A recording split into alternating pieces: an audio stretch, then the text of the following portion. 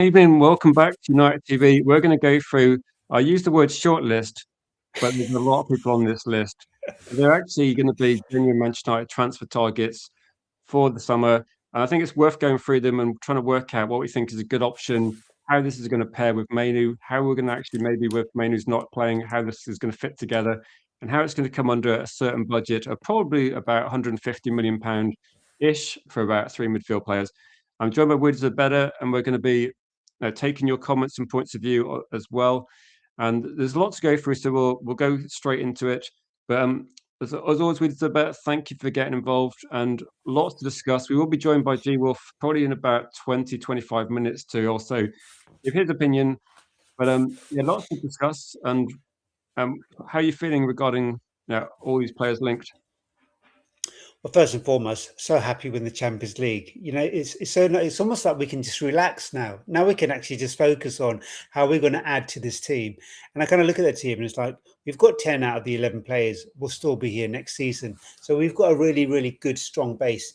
And then we've got substitutions coming in as well that come off the bench that we can also include in those numbers. So you're looking about 14 or 15 players that we already know and who have played under Carrick and have played under other managers, have Premier League experience, who will be settled for next season. Then you add in three midfielders. That takes us to about 18. And then you maybe get in three or four utility players. We're close to 22, which is great. It's a good number to have. So it kind of gives me a bit more faith. I'm feeling really relaxed. I'm really excited. The one thing we've been saying all the time, there's a plethora of good midfielders out there. Should we have a look at the extended Yeah. shortlist that's to discuss? at least it's not 50, or was it 500? I can't remember for our right back. I don't know. I was looking at it thinking that it almost feels a little bit like Countdown, where you get one from the top and then two others, and you look at it and think, okay, where's the money where are we gonna spend the money? Where's the big money going? And it feels a little bit like it's also, I haven't put this in any order, by the way, but if you're looking at it, maybe Elliot Anderson to the top left is going to be the most expensive. Then you move along to TONALI, who might be the second most expensive. Literally no idea how much Bleed would end up costing. And I think the options below would also be, some of them are achievable. I'm not sure the price of Tyler Adams, but it does seem to be that based on like a lot of the mainstream media, they're kind of distancing us away from a lot of people, let's say more like 200. Well, according to national newspapers, that 200 has now been whittled down to just 9. And no, I was like, jokes aside, I didn't see João Gomez on the list. I didn't see Hayden Hackney. I didn't see Angela Stiller. And looking at a lot of players that people like in different leagues, there's definitely going to be a Premier League bias to this. And in fact, apart from too many, this is a Premier League list, isn't it? It is, and this morning it came out from United that they're going to double down on going for Prem proven. I think they've looked at the players that came in last season, and they've thought that's worked really well in terms of Cunha and Mbumo, and they've said they want players to hit the ground running. So it may well be that we get two definitely from the Prem, and then maybe one from outside the Prem.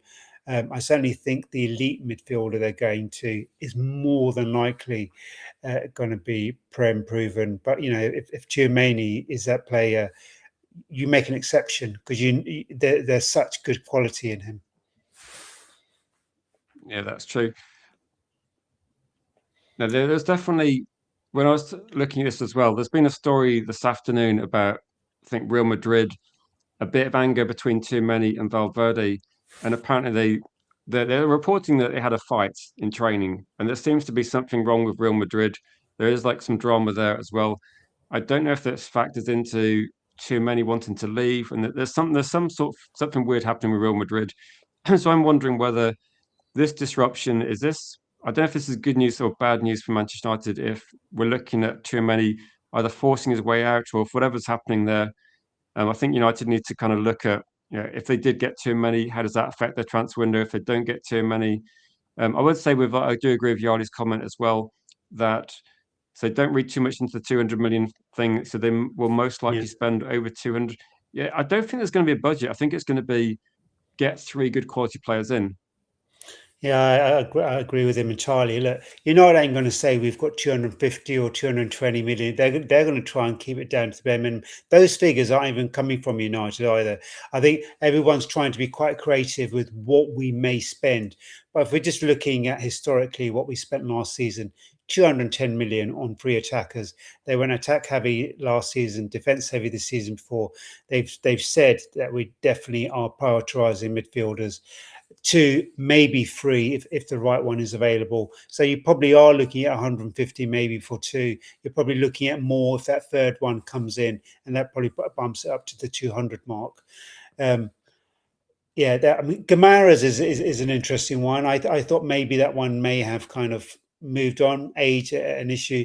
Tyler Adams again is another surprising one for me. Um, but all the rest are familiar names. Elliot Anderson, I mean, for me, would be an absolute dream. If we could get him in, I'd be so happy. And what's really nice, Rich, is we've secured Champions League football. So nobody else is offering something that we can't. And we are the third, well, I would say currently the third biggest club in the world. But in a global sense, historically, we'll always be part of that top three. It's now a great opportunity to claim that top spot again. So we offer so much as a club. And now we can also offer the football, the competitive football in the Champions League. So that's really got to benefit us. Do you look at it and think, like, in terms of these transfers, like how realistic are some of them? For example, we'll go through. If people got some comments or questions in the chat, this is the opportunity to like, say what you're thinking regarding potential targets. And Ryan saying that like too many like available. Do you think that's probably the most because when I look at this, I think Anderson feels like a difficult one to try and get. Tonali, I think if Man United want him, they can get him. BALEBA, obviously, it's a price thing as well. I'd suggest that in terms of like the most expensive signings, like too many is. I don't really know if too many is available, but it does seem to be that.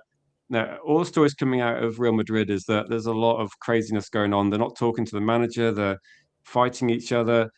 I mean, so Yori said United should do a cheeky bid for too many. I mean, Valverde's is not leaving, is he? So um, Yeah, I mean, there was all the talk about Tchouaméni before then, and Real Madrid came back and said, no, he's one of the pillars of the team. But he's an elite number six. I mean, I would bite their hand off if Tchouaméni was available. He's consistent. He's a leader. He's physical. He's a progressive passer. In fact, he is the top 1% of players in Europe's top 5 leagues for passes into the final third. And he drops deep. He moves the ball. You know, his dual win rate is amazing. So. I mean, you'd bite the hand off if you know. So yeah, if that is going on at Real Madrid, and I think there's also something going on with Mbappe too. I think there's a lot of noise at Real Madrid. So if Tchouaméni wants out, you know, we really need to start inquiring and making board moves to get him here. he seems like a good option as well. United side I said I would also try a bid for Valverde. Well, Valverde was fighting too many, so it's probably one or the other with these players. Choose your side. I think I don't know what's happening with Real Madrid. Um, it's kind of nice that it's not. Sometimes the drama's been at Manchester United, isn't it? So it's quite nice that it's actually happening somewhere else. So Yari said, let's free him from Real Madrid. Now, he's a top quality signing. Like if we got him, he would be a top quality player. And to be honest, the people we're talking about, if we're looking at Anderson as going to be a lot of people's favourite, and I did see someone said that he didn't think he did great alongside, say, Co-Mainu for England. But then maybe we'll see that in the World Cup. We might see potentially someone with Mainu in the World Cup. But But no, I, if you can get Valverde though, Yeah, just quickly on fine. that, I thought that was more to do with Foden and Palmer just not being effective attacking, and I think the ball was going sideways. So I think they worked quite well together. I think it was the team that was around them that wasn't too efficient, you know, and they lost. But I think the partnership was interesting. It really was, and I thought it's a partnership that can really grow. Elliot Anderson is an elite player, and what's nice about both of them is that they can rotate. You know, Anderson can sit deep, and Mainu can be the roaming eight. Mainu can sit deep, as he has done under Carrick. He's gone from 8 to 6 in recent matches, and he's sitting deeper and allowing Casemiro to get forward, and that would allow Elliot Anderson to get forward too. So and what's really exciting about a lot of these players is that they have that versatility. Carlos Baleba is another player. This season, he's playing much more deeper. Last season, when he was playing alongside Grob, he was much more as an 8. He was going forward much more. So what's really nice about this, when you look at the potentials, is that movement can happen. Tchouaméni, progressive passer, he can go up, and then Mainu can sit back and play the Vitinha role. So there's so much kind of collaboration and kind of variety, depending on who you're facing, that many of these profiles fit into. Do you have a favourite in terms of, like, if you're looking at spending, it's going to be like 150 to 200 roughly. Is there any players on this list you think I don't want to see at Manchester United, or are you happy with most of these? I don't think Tyler Adams really gets me too excited. I'm not sure. Look, I think Gomes is a great player. Is he exactly what we need now? I'm not entirely sure. If you could give me 2 players and it meant we only got 2 players, I'd bite your hand off Elliot Anderson and Tchouaméni. If you can get me them 2, I would make do with getting a Thwaites in. I would make do with that. If it meant that we couldn't get anyone else and we could get them 2, I'd be over the moon, because those 3 can rotate. They can all rotate in different positions. So you would never be lost in that regard. It wouldn't be like you're top heavy in 6 or top heavy in 8. They can play all positions. So the movement would be, I mean, the idea is once Bruno moves on, we go to a midfield 3, and them as a midfield 3 would be electric. It really would. I just say, if people got some strong views either way, let us know what you're thinking. A lot of people are saying that the situation at Real Madrid, throw some bids out, see what happens. Like, if they're if Tchouaméni's looking to leave, I mean, it does seem to be that with a lot of the egos at Real Madrid, that something's it's come to a head clearly, and I don't know what the reason is. Like, Tchouaméni's apparently, they want to keep him. They got a contract on the table, but things like that, it hasn't been great for Real Madrid considering the players they've got, and maybe this could be the time. Valverde is, like, people be talking about. No, Valverde was excellent against Manchester City, but I think at this point in time, I think there's only one person we're looking at from Real Madrid, and that's going to be too many. I think apart from him, I'm wondering whether we kind of find out what happens with. Do you think the difficulty is going to be that when we're looking at the league, Fernandes with West Ham, he's fighting to stay in the Premier League with West Ham. And on the other end of the spectrum, from a relegation fight to actually trying to win the Europa League, there's a lot to play for Elliot Anderson as well. So I did read, like, a couple of weeks ago, that teams were being respectful and not making bids. But Elliot Anderson's probably got a lot to decide. Where do you think Forest can keep him? Like, I do get the feeling that Forest are there to sell players, a bit like Alanga. He was a key player for them when they did well a year ago, but they did cash in. I think Forest are kind of setting themselves up to try and cash in as much as possible, and then just buy a cheaper option like Hackney or something like that. Well, the thing with Forest is they are still in the Europa League. They could qualify for the Champions League if they win the Europa League. They have a stronger hand. They have a stronger hand. So that's the thing. He has a contract with them. They don't have to sell. And if they're in the Champions League next season, they will double down on that key. We don't have to sell. We can offer him Champions League next season. And of course, it may just be a play just to get the price higher. But Elliot Anderson has had a phenomenal season this season, and he's been one of the standout players for England. So, everything is in their court. Whether they decide to sell him or not, if they do sell him, the price I would suspect would be 100, maybe even more so. Yeah, I mean, I'm a romantic.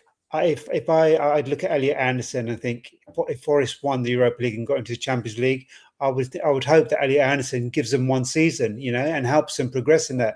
To me, because that's beautiful character. That's a player who's made. Forest have invested in this guy. They've made him the player he is today. if he were to give him another season, his stock would only increase next season anyway, because I can't see him going down. And then he'd also have the wealth of experience for the Champions League too. And he's young enough. That's the other thing. He's only 23. But what will they go strike while the iron's hot? Possibly. I think a lot really does depend whether they get Champions League, and then they hold all the cards really. Yeah, I was to say, apparently Anderson's on about 100K a week at Forest. The only thing that might be mindful, I suppose, is that he would probably double his money at least if he went to City. Do you, in terms of like salaries, do you think Manchester United are going to be like potentially offering like we have had this wage bill cut thing going on for about 18 months now, or a couple of years. Do you think we're going to start going if we're offering too many a contract, it's going to be like probably 300K if you consider bonuses and everything inclusive. And I think if we're looking at trying to get Anderson, we're going to have to start paying quite big money. Like not because we're going to be outbidding other teams, but you have to be realistic that some of the players on Manchester City, when you start buying players that are going to be potentially world class, that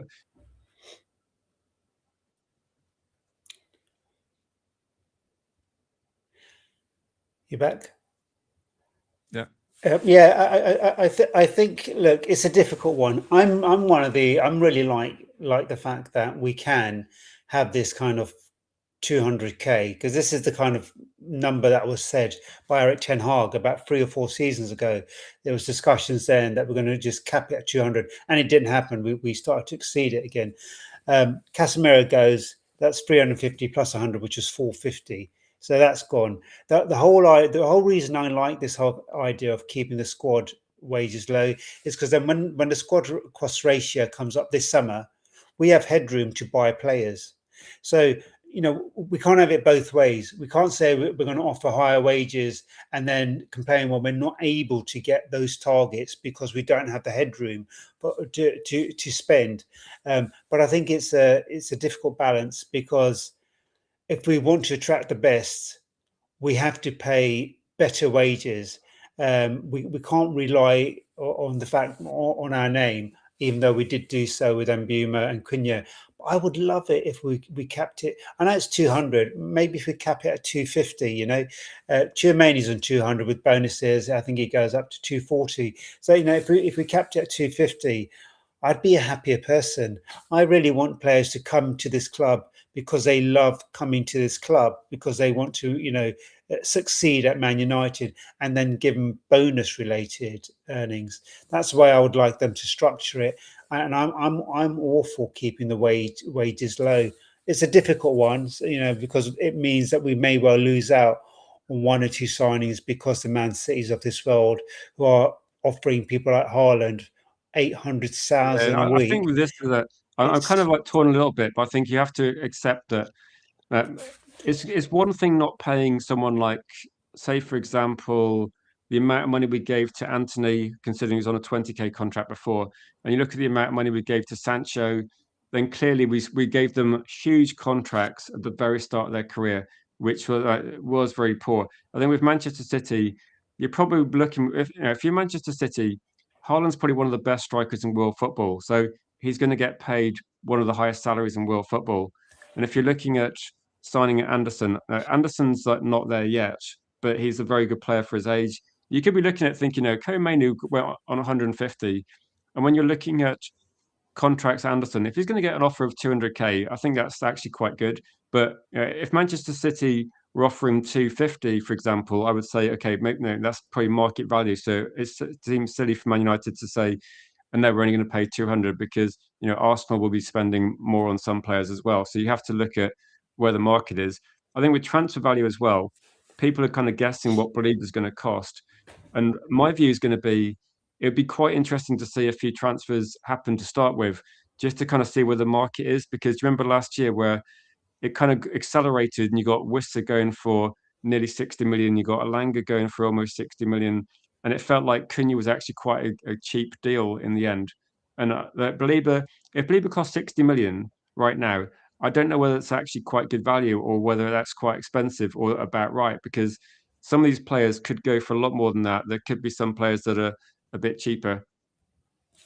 Yeah, it's a tough one. It's basically who blinks first, and I think that's going to be the ripple. Whoever blinks first, especially if you look at that top four, if they were available, that's what's going to decide for what the rest go for. And I think believe is an interesting one. Brighton have always been shrewd in the amount of money they get for players. Brighton we looking for to recoup at least, in my view, 70 million. I think that's the figure they would be looking at as a minimum, and hoping for more. They'll point to last season, and they'll point to him getting better this season. Um, so that's a difficult one. I know we talk a lot about Mateus Fernandes if West Ham go down, but when they purchased him last season with add-ons, it's 42 million, 38 million as a base. So this idea that West Ham are going to let him go for less than 42, even if they were to get relegated, I don't believe it. He's a massive asset for them, and I think they'd probably be pushing to get 45. I think they'd be looking for making profit because he's a year better. He's got Yeah, Premier League I think it experience. would be if there I don't know if there is any clauses, but West Ham would be a bit stupid to put that in. You'd have thought. From people asking about the list, this was a published in newspapers this afternoon as like Man United's shortlist. So, do you think this has got in terms of a shortlist? Do you think this is like reasonably accurate in terms of because there's a few people mentioning that Angela Stiller's not on the list. You don't have Joe Gomez on the list. But no, we just went with the shortlist that's been publicised this afternoon as apparently I don't know if it's like an up-to-date one or it's one that's been talking about quite a lot. I think it's a ripple from the fact that United said, it was reported this morning, that they will be doubling down on getting Prem proven players. And I think that's where this shortlist has evolved from, with Tchouaméni being the exception. But Vivell has said in the past that he's interested in a Stiller. He's also been interested in a Gume.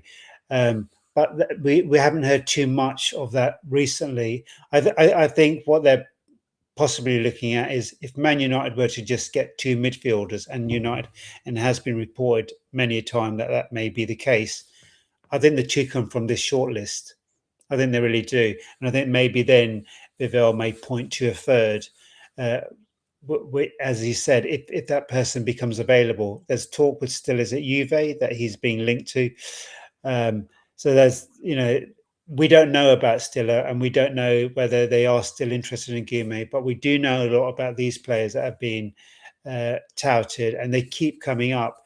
And I saw Cole Palmer also has recently re-emerged, and it wouldn't surprise me with Chelsea almost ensuring they don't get European football because of the 70% European UEFA headroom. So to avoid being stuck at 70% and staying in the Prem and having an 85%, they can't be in European football. And I think they're in real big issues. They've got a lot of transfers that they need to pay off this year.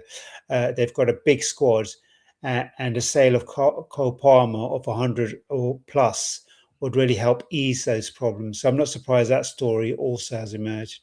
I know. Do you think Chelsea? I don't think Man United should be spending the sort of valuation that Chelsea want for Cole Palmer, but it does seem to be something. I saw it this afternoon as well that they were still talking about it, and I think the stories are saying that Cole Palmer would be interested at this one, and yeah, it's. So Angela Stiller too many. Fernandez. Jay said he'd be happy with that one. Then do you? I did see a story this afternoon regarding Angela Stiller, and it's pretty much that it seems that at the moment Juventus are going to push forward and try and get him because they're concerned that they're concerned that Man United might come in at some point and they want to try and get the deal done beforehand, which is quite interesting. So I mean, Man United aren't particularly quick, are they? So I'd guess that if there was genuine interest in Stiller, no, I don't think Manchester United are going to sign Stiller before they get some of these targets. For me, it feels a bit like if Juventus want him, then it depends on Stiller. If Stiller thinks Man United want him, then maybe he holds on. But it's kind of difficult, isn't it? If a club like Juventus comes in for you, it's got to be quite tempting. Whereas if I was Angela Stiller and Juventus make me an offer, I'd be thinking, speaking to my agent, go, are Man United actually going to be making me offer, or I'm gonna have to take this offer otherwise? Because United, I don't think he's the top of the list. He might be considered depending on what happens. But I think United would be quite slow in that one. Yeah, I think you're right, and again, I just keep thinking that they're really going to try and push to get two Premier League players in. I just have it in my gut that they're gonna add two And Premier I League thought the players. same though. Like, I think that when I say like three players, I almost like think there's. I'd be so surprised if at least two of them weren't Premier League. It's like getting our front three last season. Two are Premier League, one was Zesco, and I think we might go like too many plus a couple of those. Maybe like Fernandez, Alex Scott, or but I think also if we went for Stiller, I don't think we'd be getting Stiller and too many. I'm going to bring in G Wolf and get G Wolf's take on what we're going to be doing. Yo, Hey, buddy. Wolf. How you doing, G Wolf? All good, dude. Can you hear me? Yeah, I can All hear you good. well. Nice. You thinking? Do you remember last year we had this conversation, and did it seem like we're having deja vu? But replace attacker with the word midfielder, and Manchester United's transfer window is going to be pretty similar. Yep, it does seem like it. Uh, hold on a minute. I'm just trying. I'm sorting out volume. Sorry, guys. We can hear you okay, G Wolf. That's Yeah, I the can't hear you. Okay, though. Oh, okay. So I just had You to did turn you guys you up. did respond though, so you can hear that we're talking at least. Yeah, I can now. I turned you up. So, as I said, I could only just hear you. So, why isn't it that you can't see me though? I don't understand that. Do you think like do you think you can try and leave and come back to you if you want, Archie? So Mickey says, is it not scary that the same names were the options were bright like in terms of who Brighton are going to replace Belieber with? And I suppose when you're looking at some of these signings, like who would Forest replace Anderson with? Like I think who would be who would Newcastle replace these midfield players with? Do you think that United should be going for that some of these players that people consider as bargains in different leagues or lower leagues to replace them, or like, it seems that Man United want almost like ready-made midfielders at this point in time. Well, Yeah. we need them. We need them at the moment. We need ready-made midfielders. We can't go into a transfer window of we haven't got that luxury. Like I think if we had a few midfielders last summer instead of obviously the defense needed a complete revamp. But I think that if we could got a midfielder in January, then I think that would have helped us a little bit with this summer transfer window. But in this summer transfer window, we need ready-made players. We haven't got the luxury to go and get up-and-coming talent. We need proper ready-made players. So I see out of that 9-man list, I would definitely take Elliot Anderson. If we can get Chouameni and then maybe Alex Scott, I would take them if they're all most. But also, you need Premier League experience as well. I was just going to say, you could go for both. So it's been reported heavily that the person that's replacing Elliot Anderson is Hayden Hackney. So you could go for two of these players and Hayden Hackney as well. Yep. So that's probably what I would do because you'd get Hayden Hackney for a good price. And again, he's up and coming and championship player of the season. He's got a great engine on him, great pass of the ball, physically strong. So it's no surprise that he's been linked with Forest as Elliot's replacement. Why not get both? It's the possibility. Exactly. I'll just say, in terms of January signings, because you made a good point, to you, Wolf. In terms of January signings, Spurs were inquiring about Hayden Hackney and told the price was 30. I think if Man United wanted to get João Gomez, we would have just had to buy him a little bit quicker because I think once Wolves sold the player to Crystal Palace, they weren't going to do any more deals. But I think Hackney was available for 30 if you wanted him then, and Gallagher was available as well. And in the end, Spurs went for him. So there were players available for like 30, 35 million, so not crazy prices.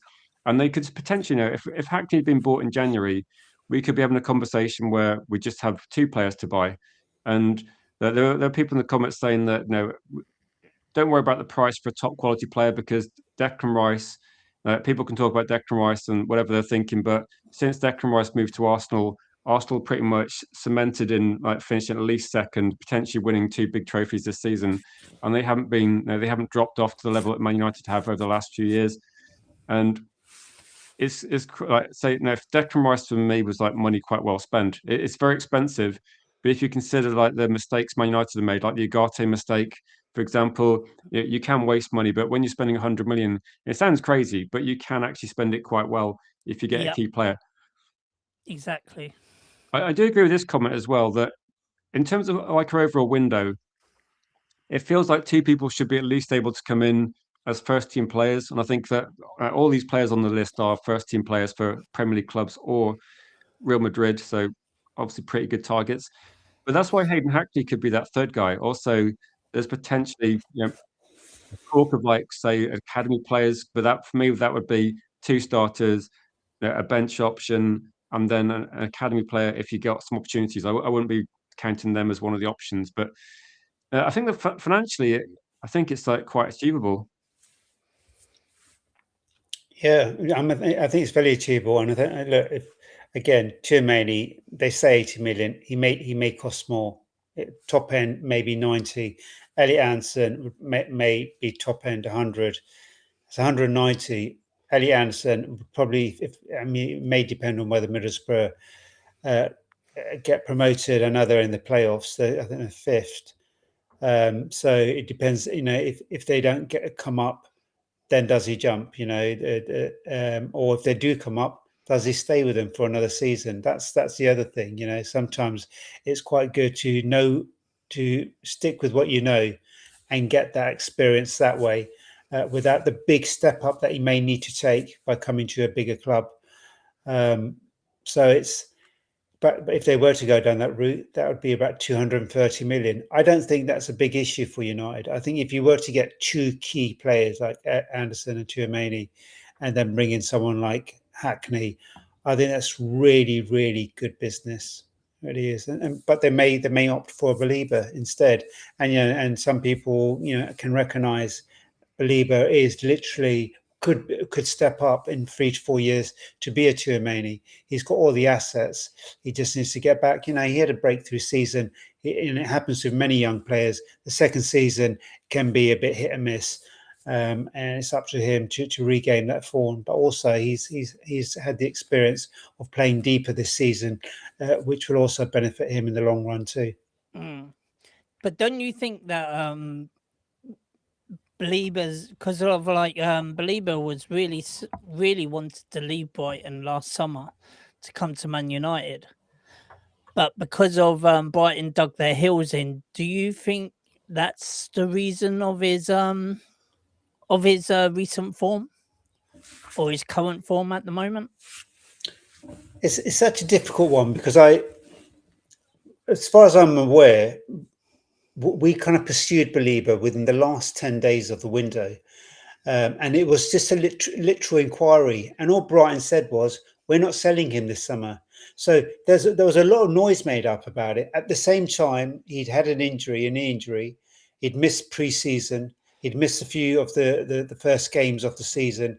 Some are saying that, he wasn't injured and they were preparing to sell him. Brighton have said, they just didn't give a figure. They said he's not being sold this summer.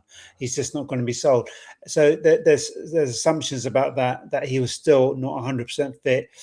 There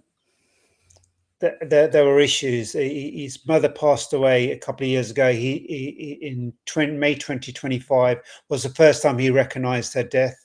It happened. She passed away in Cameroon, so he wasn't with her when it happened.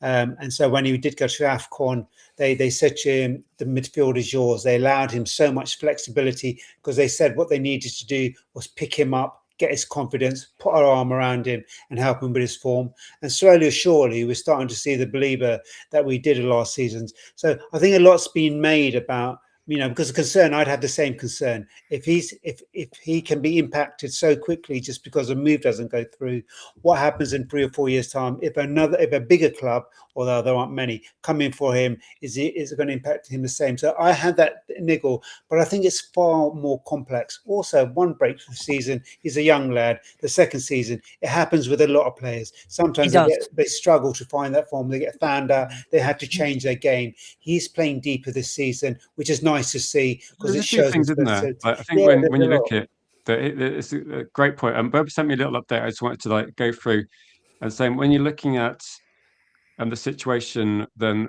this is kind of like what Man United are thinking at the moment. So United still like Baleba, and they see him as a partner for Kobe Mainoo. They like what he's doing still. But I think what he's been doing recently with different midfield partners is he's just a bit deeper. So he's winning the ball back a lot. His duel rate is very high. He's not making the sort of runs that he was making last season, which was maybe that put him on the map a bit more.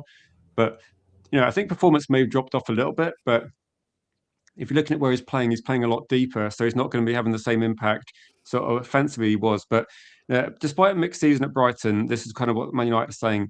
They think he's got the right attributes. But this deal is going to be very much dependent on price. So Manchester United are not obsessed with getting Baleba at any price.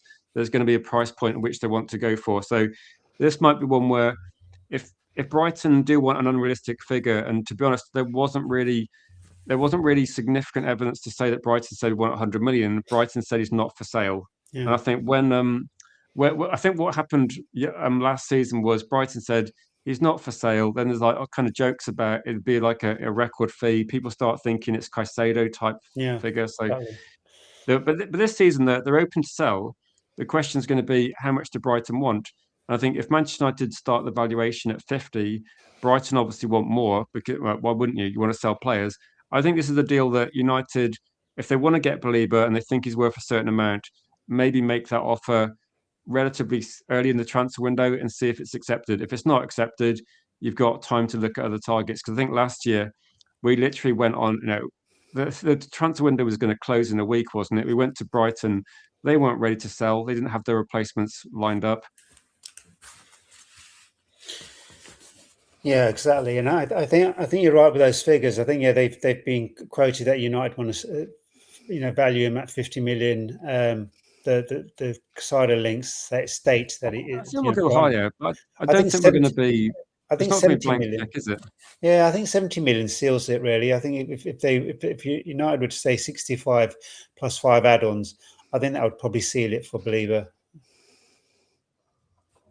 Yeah, exactly. I think the same.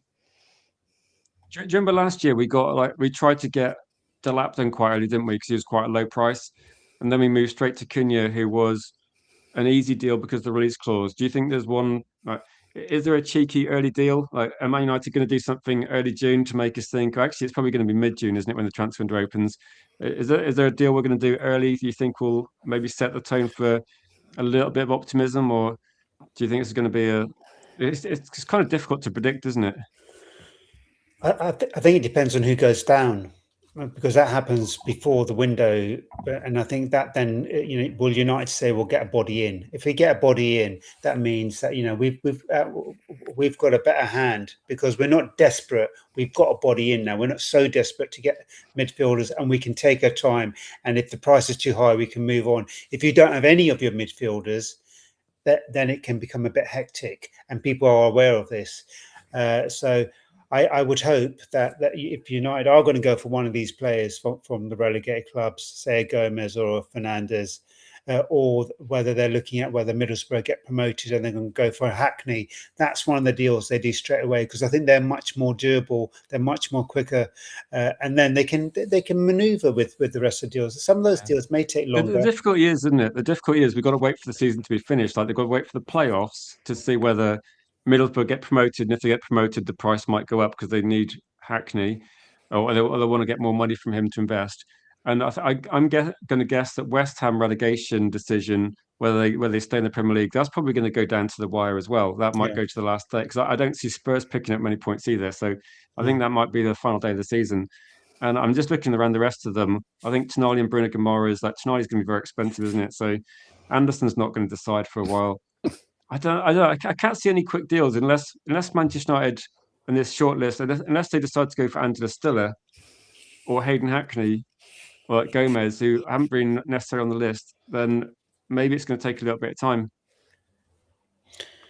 Yeah. Who would you go for, G Wolf? Sorry to interrupt. I was going to Sorry. say, who would you go for in terms of your target? So who are my targets? Yeah, if you're going to pick, say, 3 people off this list you think are realistic, affordable, like who would you go for first to try and get done? Elliot Anderson. I'll try and get that deal done ASAP if we can. Literally go big. Like give the fans a little bit of hope. Go in for Elliot Anderson. Then I would either. Do you know what? I'm actually torn between Alex Scott and Adam Wharton because of if we could get Elliot Anderson and Adam Wharton or Chewett, like, you know, and then we can try Chouamani. If we can get a deal in place for those two first, get the Premier League lads in first, and then we can go for Chouamani. And then, like, you know, obviously we need a goalkeeper, we need a left back, and also we need a striker as well. So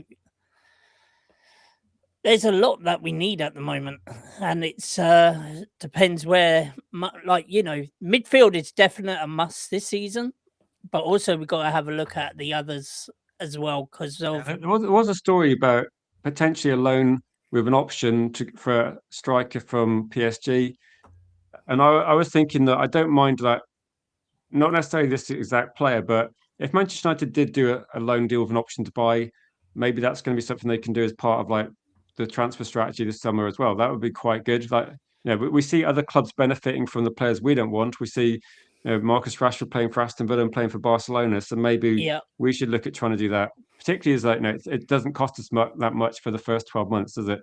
And if it doesn't work out. But whenever we do a loan, we seem to overpay on the loan.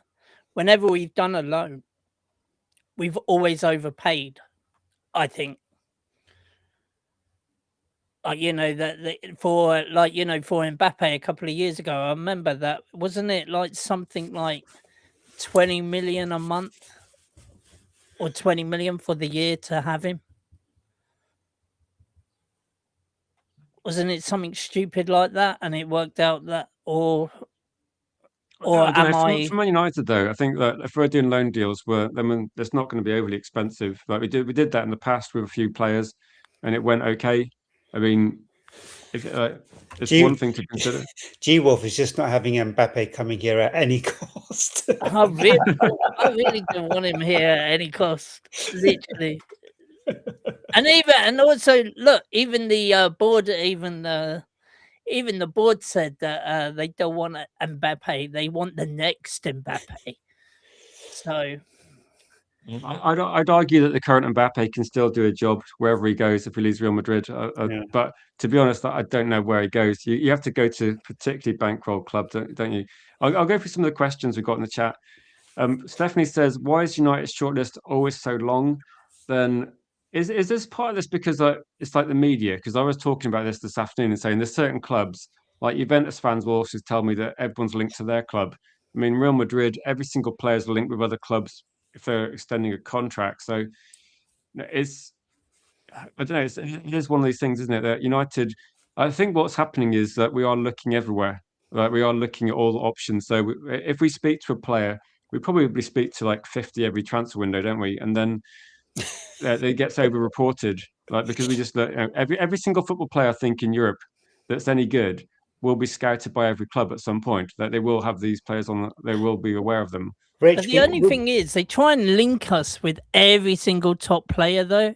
Like in every media, it will always be, oh, Manchester United, Liverpool, Manchester United, Man City, Manchester United, Real Madrid, Barcelona. Like, you know, they always put our names in there.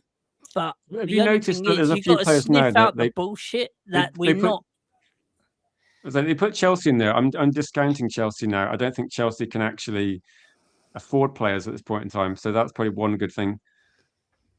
It's United, isn't it? United just have to wink at a player and they've signed him on a 5-year contract. Exactly. But look, what's interesting about TONALI and BALEBA, they're not going to the World Cup. So they're probably deals that we could do. Because there's no pressure, there's availability to talk to them, to talk to their agent. So I think Gomez probably does go to the World Cup. Fernandes, I don't know if he's in the Portuguese team. I think he might have broken in, and it yeah. might be because there was talks of like Bruno. I think Bruno likes him as well. Yeah. And so I mean, there's doable, there's more doable players that you can, and BALEBA and TONALI are class, of course. And then there's going to be other players that will be going on to internationals, and that's going to be the tricky thing. Do clubs and agents, and especially agents, think if these players go on international, we'll get more, and that's going to be the tricky thing. So it's the Anderson thing is very compelling because if United really want him and there is this strong interest from Man City, United need to pursue him from day dot. They need to be pursuing him now. They need to be having those conversations. We've got Champions League. Those conversations should be happening now. If that's what they were waiting on, they really need to be, giving a package to him and saying, look, this is what we can offer you. Do you want to come? And get that answer. And the answer is no, then they need to move on. They really do.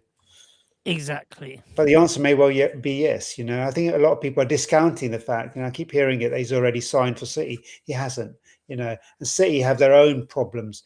There's this, the punishment is yet to be announced. Is the manager staying? There are lots of, maybes about City. Is it as attractive as coming to United? I don't think it is at the moment. Yeah, hopefully not. I'll go for a few comments. Cam35 says, just get Anderson. He can do 3 passes like Carrick, ping diagonal like Skulls. Okay, yes, Skulls is like a high ceiling in terms of like comparisons. I think Anderson, one thing I would say is that when people are talking it, and people that have watched him live, they do say unbelievable in terms of in front of the back four, protecting that as well. I think Anderson essentially does everything you want a midfield player to do, doesn't he? That's probably why he's the top target. That there's not many weaknesses in his game as well. So it's one of those things I'd look at and say Anderson would be the best option. But how much would you spend on say like BALEBA? People are talking about BALEBA. People are talking about Anderson. I did see a comment as well, which I think was interesting, and it was going to be like instead of going for say 3 midfielders, which a lot of people are looking at, then what if we just spent very, very big on 2 midfielders? Then this is a suggestion. Like I think Manchester United have said they're looking for. Well, they do say like 2-2-3, don't they? And you look at it and go, well, we didn't really replace. Who's the guy we didn't replace last year? The midfielder left. So we need to replace Casemiro. We probably need to replace Ugarte. Eriksen, the year before. And we didn't replace Eriksen. So you got 3 people there that left the club. And I think if we're looking at potentially selling Toby Collier, then I think the third one, I'll say with like Peter, the third one could be quite cheap. So if you're looking at 3 signings, the third one might be not the most expensive. We're looking at that player, that Shea from like Southampton, we're looking at for about 20 million. So there are options that might be quite cheap. That's and I totally agree with Peter. That's a prolific midfield to have. Imagine TONALI, Tchouaméni, and Mainu, or for me, an Anderson, Tchouaméni, and Mainu. It's just prolific. You can add to it next summer if it really becomes a struggle that Thwaites and Do you know what I was thinking? I'm not sure how it's going to be a struggle. Can you imagine having like Tchouaméni come in instead of Casemiro, someone that's going to be able to do a lot of things Casemiro does, but younger and more mobile, and then TONALI is there instead of Ugarte. I mean, if you've got an academy player that's out on the bench that occasionally can try and get it, good luck trying to get in the team. That's amazing, isn't it? Like those 3 players between them in terms of first choice. But also, Rich, the young players to learn of these players, to have that that kind of ability and experience to learn of is phenomenal. You can't coach that. Yeah, I don't mind that. I think that's a good suggestion. Like in terms of if you're going to buy 2 midfielders, but you buy Anderson plus TONALI or Anderson plus Tchouaméni, like no, Anderson plus Tchouaméni is suddenly an outrageous midfield, isn't it? That is there isn't many in the Premier League that would be. You would look at the lineup and think, bloody hell, you got that with Bruno Fernandes in front of it, and if you if you got enough money to do, you could get enough money to make your defense look a little bit better as well. A good goalkeeper, backup striker. It's a pretty decent 11 plus 4 or 5 substitutes. Yeah, I'd be very happy. I really would. And we've been, we've needed to get world class midfielders in for a long time. That's 2 world class midfielders right there. Anderson, I would say, is as close to world class as you can get. He's going to get there. He's not there yet, but he's showing so much promise. So it's that'd be amazing. It really would, because I think it just makes, I think it could be the 2 missing pieces. It just brings it together. It raises Mainu's game. It raises everyone's game in the team. It just, the bar just goes that much more higher. And then it is that much more difficult to get into the team, and so it should be, so because people just need to get better. Yeah, what would you think then? Like, Gaz says there's a lot of cheaper options in the French league that you could look at. There's going to be cheaper options in the Spanish league as well. Yeah, Gumé's a great shout, but I just keep hearing the noise that United want to go for Prem proven, and they want to go for people who are going to hit the ground running, and that's the only kind of thing I kind of keep thinking, that where they're going to veer towards Prem proven. It may well be that they don't get those targets, and then they may look outside, but I think initially, I think they really are going to go for, because I think they just can't afford that obstacle. We've got the Champions League next season. We've got key midfielders leaving this summer. We need to have players that just come in and slot right in. And I think that's why they're going to err on the side of caution and go for some people who don't have that transition. No, I think with saying Anderson plus Tchouaméni says real. No, I think realistically, Manchester United have said they're looking for one player to play alongside Mainu, and then the options. I don't think it's going to be that. I don't think Man United's strategy is to buy. So it's almost like if you're looking at Anderson, Tonali, and Tchouaméni, it's one of those, isn't it? Really, they're only going to sign one of those players, and maybe BALEBA. So maybe it would be one from one of the more expensive signings. What do you think, G-Wolf? What do I think? Yeah, we're going to sign one expensive player, I think. If we're going to sign one expensive player, then I would definitely go for Elliot Anderson. 100%. Prem proven. He can do the diagonal balls. He's got good passing, and he's got a really brilliant shot on him as well. So I would take Elliot Anderson with Kobbie Mainoo.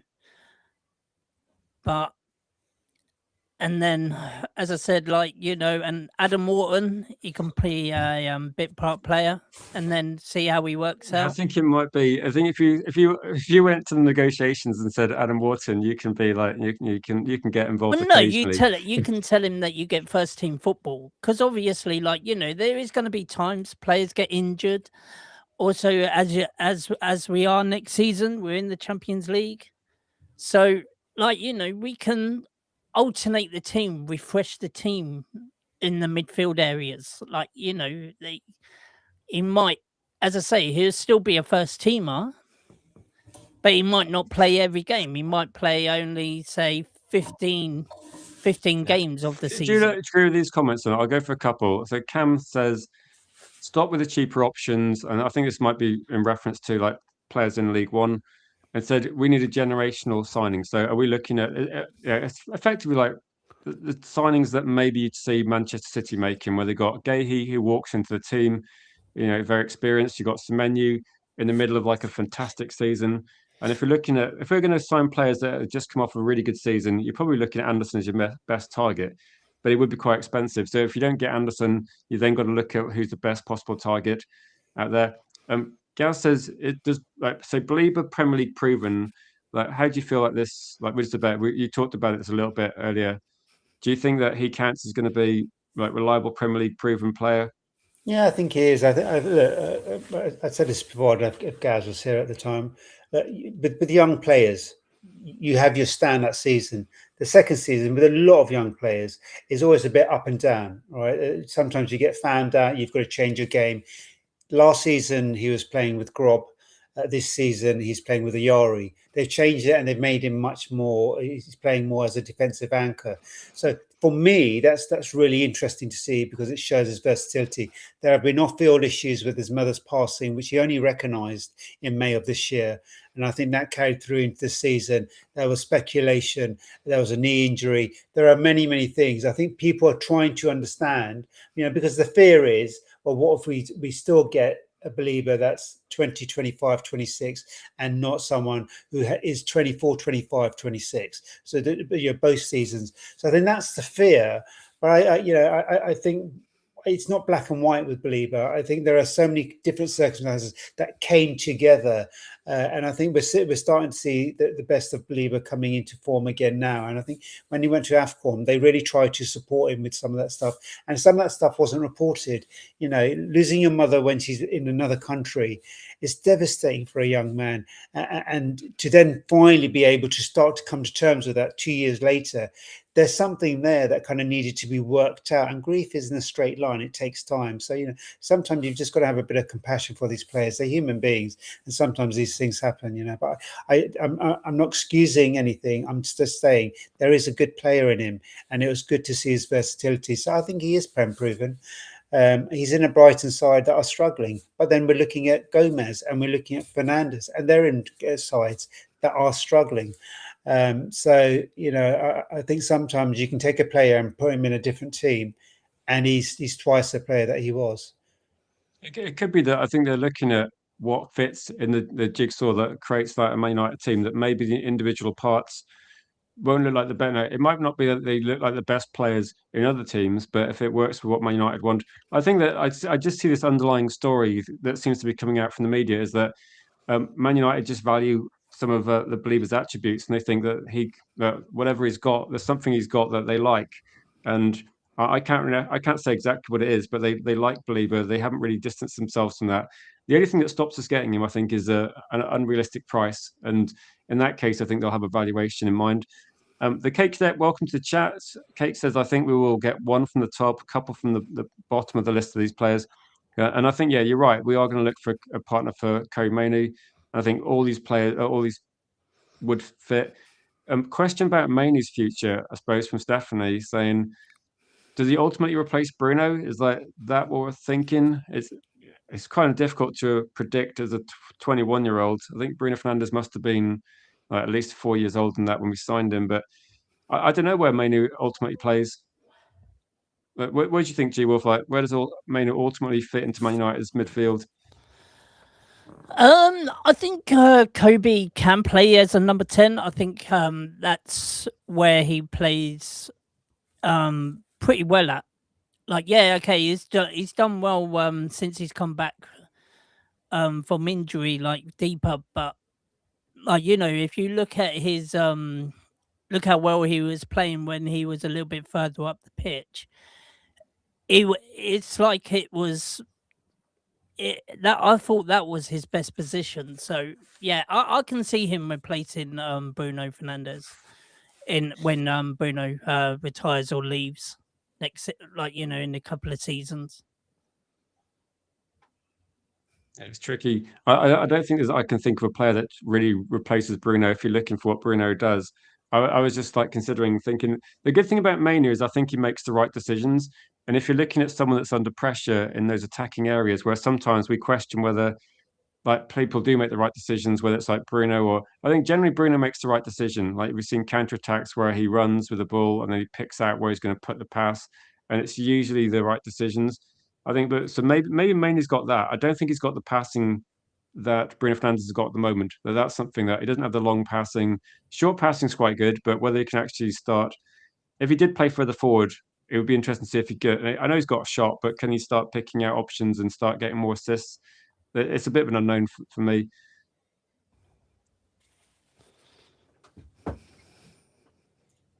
Sorry, were you referring to Belieber? No, I was referring to like Mainoo. I think Mainoo is like to say he could replace Bruno. I think we just have to see like how if he plays further forward. I think he's got a good skill set to do other things. Kate says he thinks Belieber's nailed on. So, don't people agree with that? Is Belieber inevitable or? I don't know. I think there's been a lot of paper talk, and I think it just stems back because of the interest that we had back in summer. I haven't really heard anything too much from United, and I wouldn't expect to. I haven't heard too much from Brighton either. There's a lot of speculation. All the media know we're looking at midfield players, so they're going to pull out names that we've been linked with before and run with it. But it may well be that Man United are still monitoring BALEBA. They like the look of him last season, and they've continued to monitor him, and maybe that's why the news is surfacing so much around him. But they are monitoring lots of players, and other standout midfielders have also come to the fore this season. So it's your guess is as good as mine. Is the truth of it. You know, there you look at those players. You know, there's Anderson, TONALI, BALEBA, Tchouaméni. It could be any one of those. It really could. It really could. Just on the Brighton thing, look, yeah, I know they're six, but at the beginning of the season, that's what I was meaning to say. He was in a struggling side, and you know, Ali Anderson is at Forest. He's in a struggling side. You know, sometimes it's just about getting the player. If the player, like you say, fits the profile, then you bring him in. Yeah, I think That's it. with BALEBA, I'll say I don't think Brighton are going to let him go for less than 50. Like if you're talking 70 million pounds, honestly, as a benchmark, it'd be interesting to see what 50 million gets you in this window, because it might not be getting you much. Remember, you said last year, G, of like 50 gets you like an average player. I Yeah, think it might be.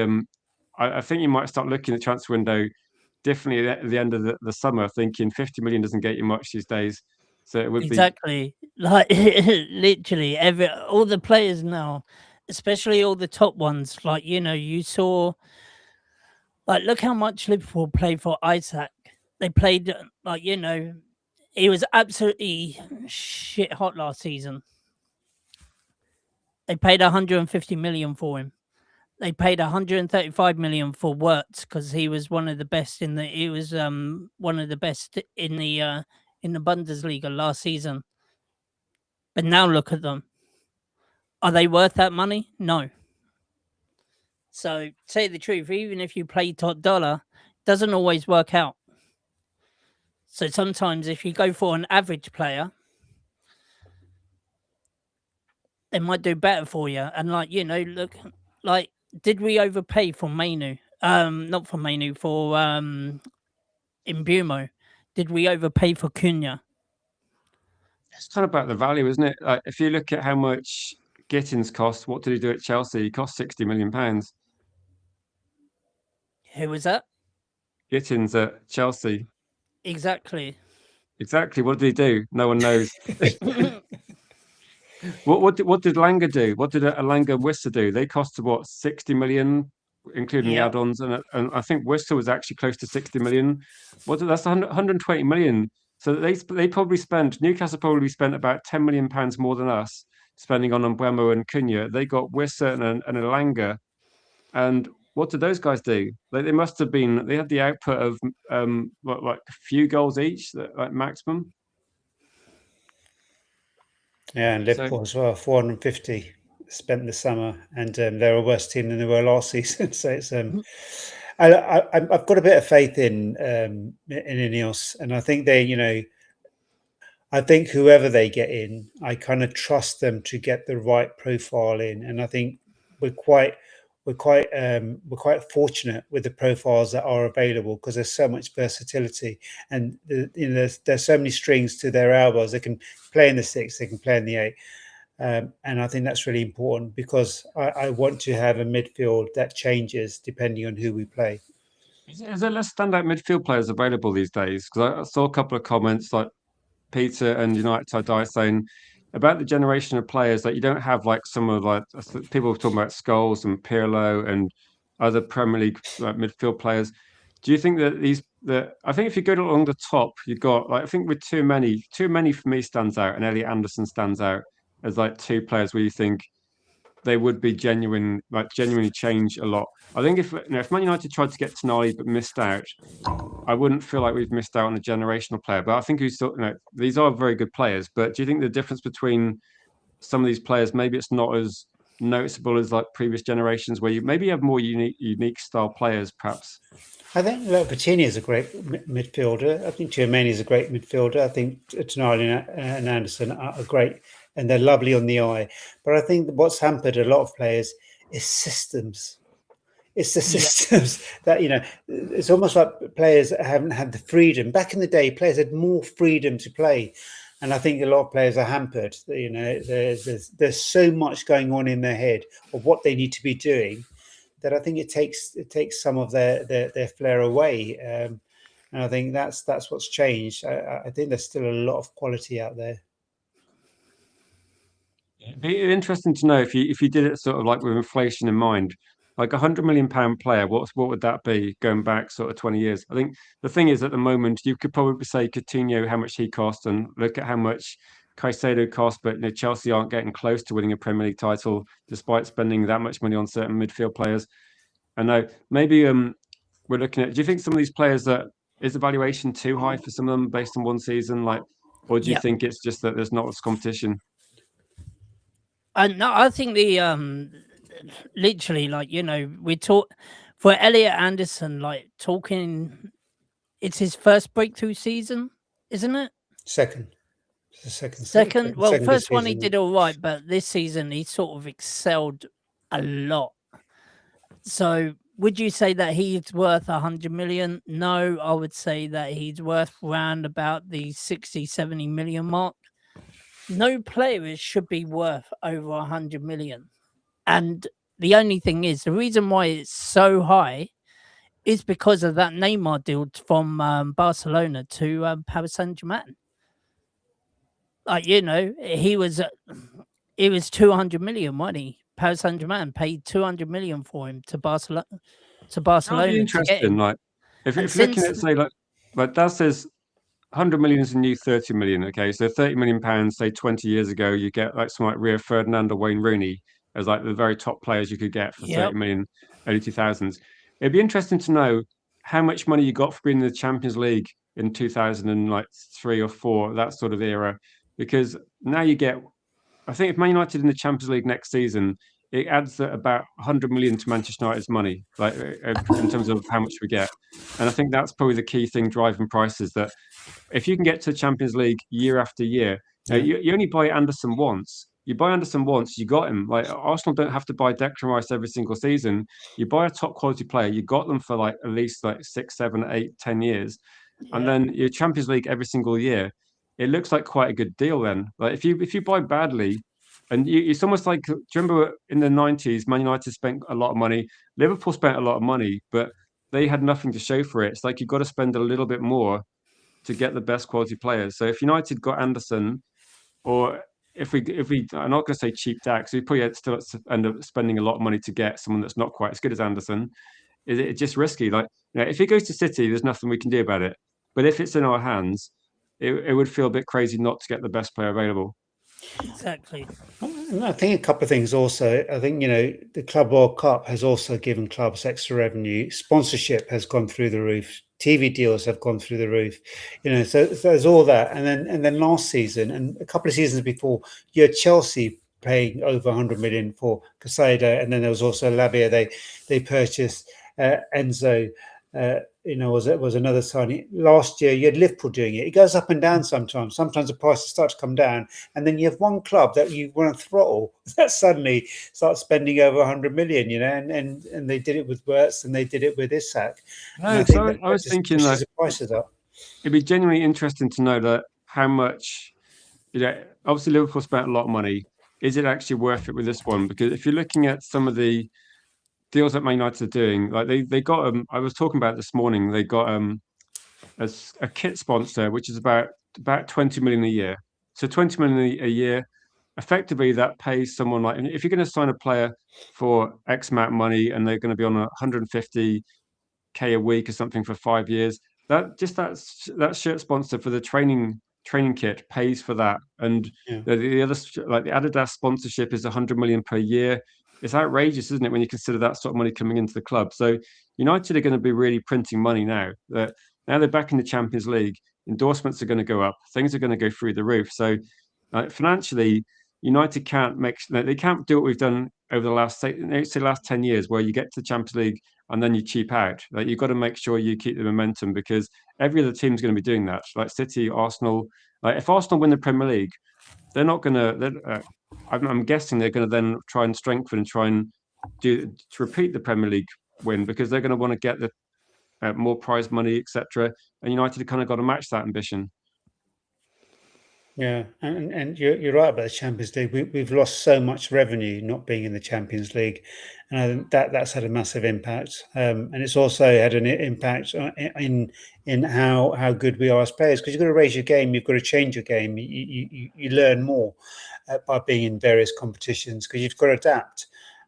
So I think we've lost that in many ways. So it's but yeah, I think. Do you think it's like, if you get promoted to the Premier League, then there's definitely a reason. If say you get promoted to the Premier League, there's definitely some logic to actually making sure you stay there. Like, you'd have to spend a bit of money, but if you can stay there, then it's going to be massively beneficial for you after a few years' time. Once you've got some stability in the Premier League, your revenue is going to go up massively. And then if you do get relegated, you've got a big advantage to getting straight back up. We've seen some teams do that like regularly over the last few years.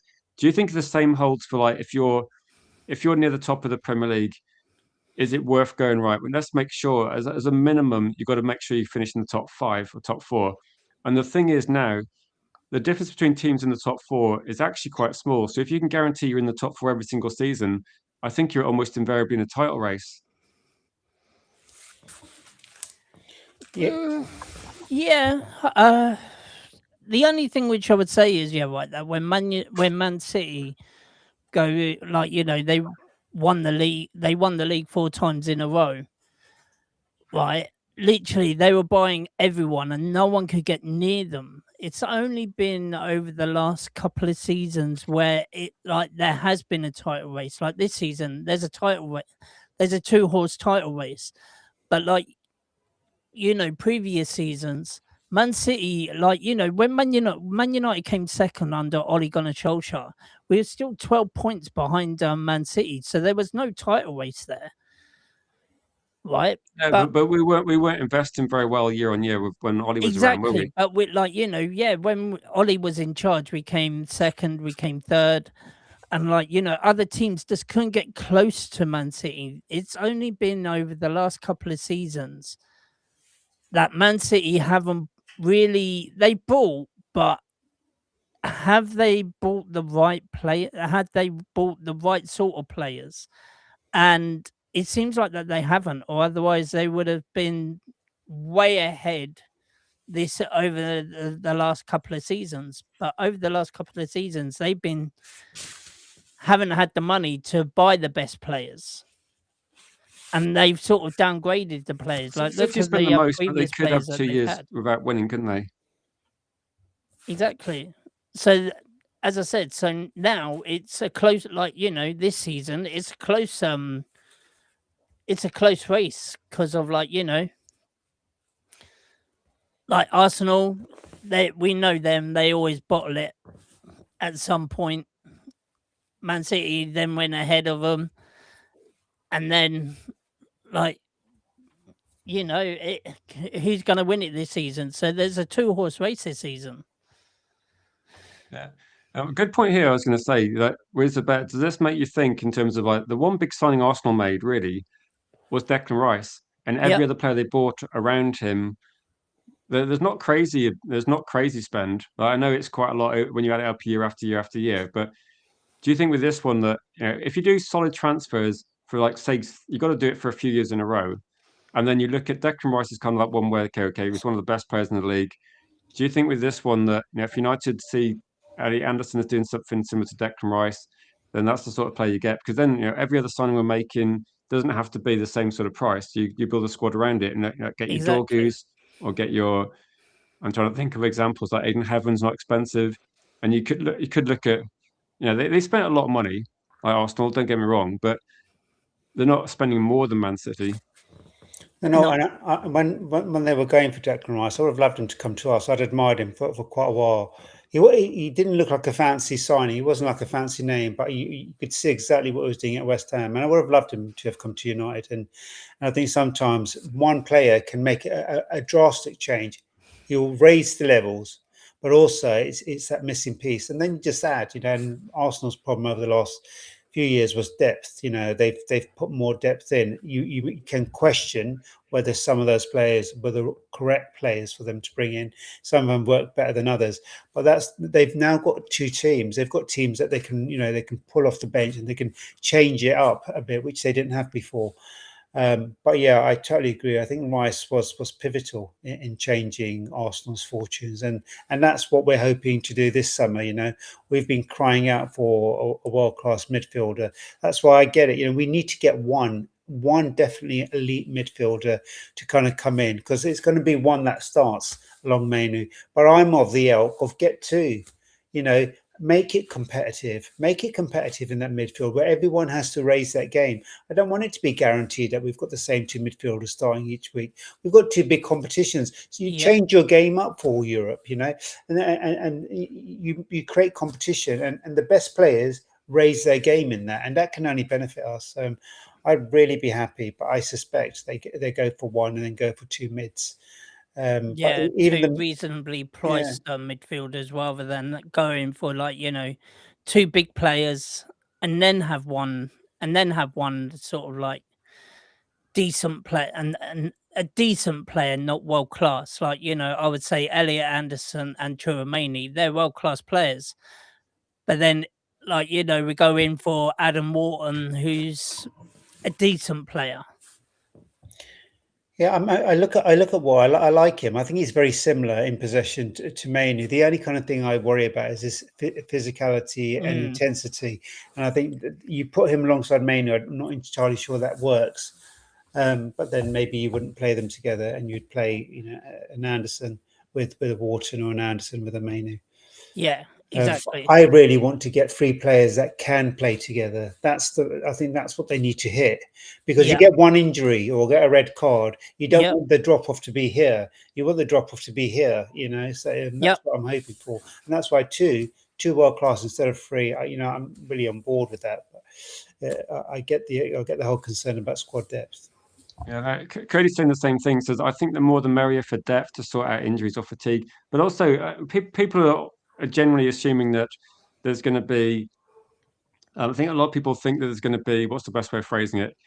Like there's going to be a starter, then there's going to be a bench option. I think throughout the whole season, do you remember in January I said we're like one injury away from a problem, but the thing that worried me was the injury could have been a goalkeeper, a striker, an attacking player, a midfielder, because we literally had zero depth across the whole team. So I said if Lammers gets injured, or Sesko gets injured, or Bruno Fernandes gets injured, or say Casemiro, there was literally no depth, and that's kind of the worrying thing, that you need to have.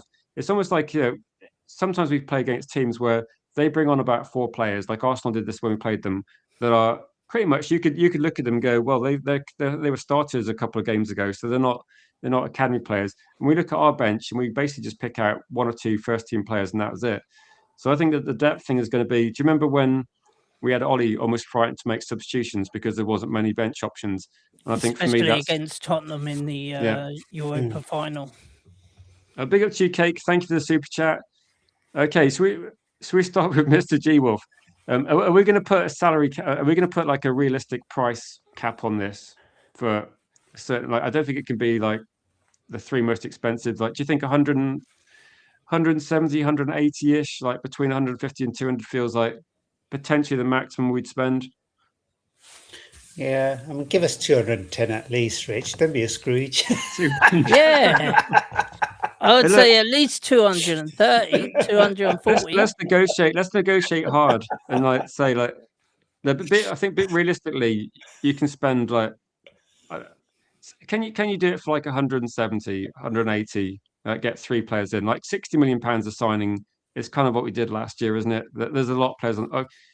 I'll see what you come up with then, G Wolf, and we'll cost it in. If it goes crazy, we'll have to say yeah, flip it out. Give us your three out of interest. So the three that I would go for is Elliot Anderson, Chouameni, and Adam Wharton.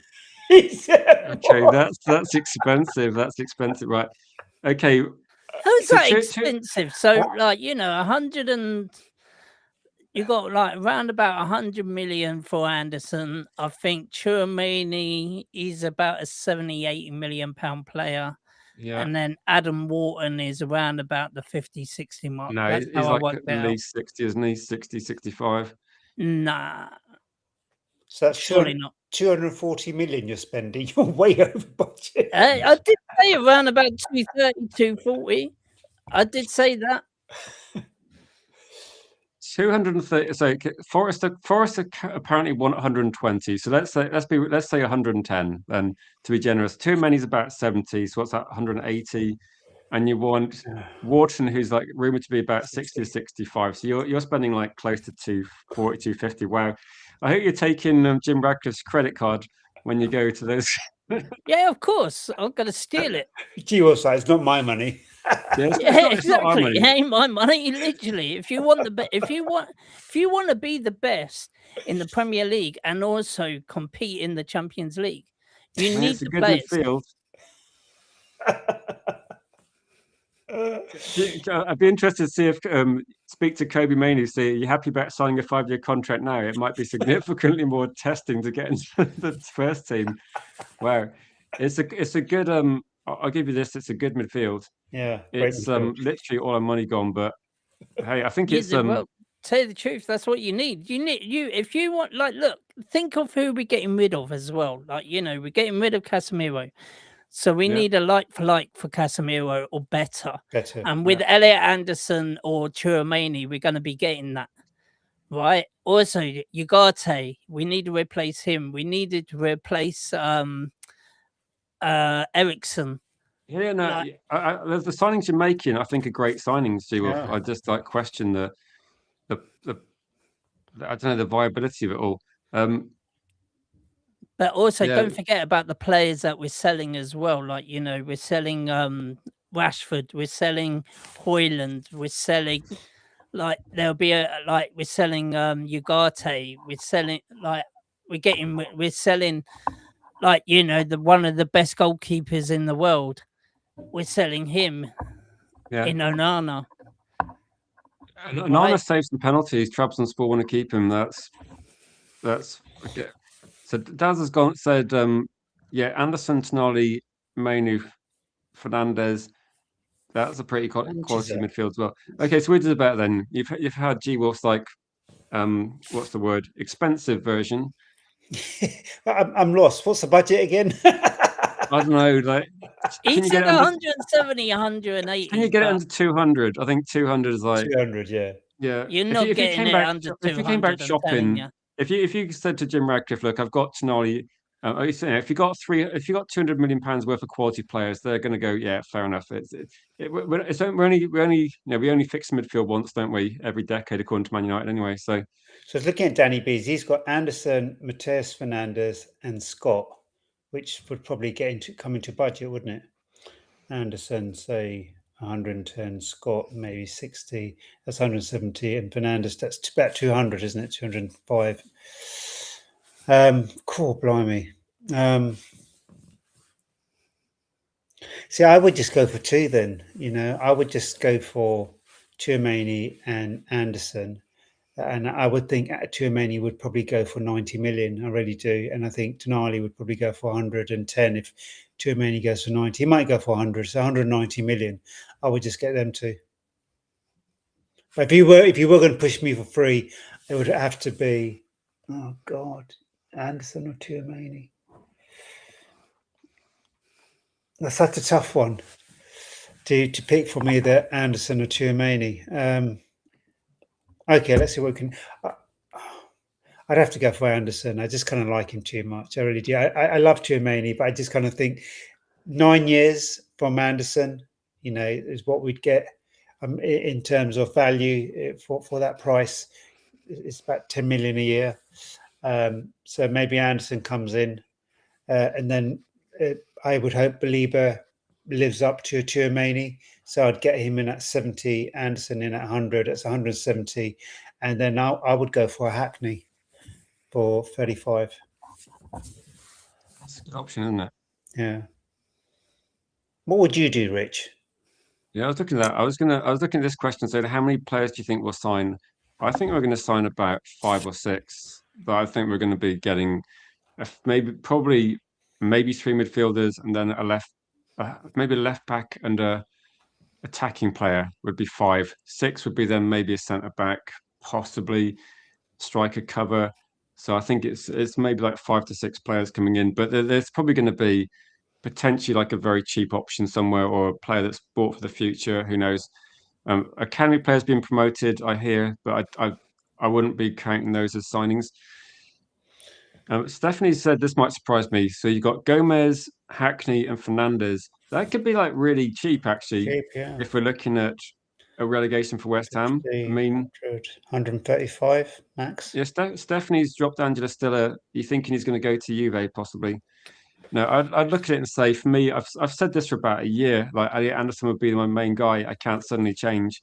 The only thing that's making me a bit annoyed is that the price is going to be astronomical. So if it was feasible, you're probably looking at what, 100, 110 plus maybe. And then what have I got left? Like 2 cheaper options possibly. I'm kind of like quite happy with what I see from Fernandez as being a good option. I think Bruno Guimaraes is probably the least likely, considering Ineos's age, recruitment policy. And I think Bruno Guimaraes might be the most likely to stay there as well. So I would go for, I don't know, I'm 50-50. You know, I'd love to like have a conversation with Brighton and go, right, what is the price for BALEBA? Because I want to know how much you actually want.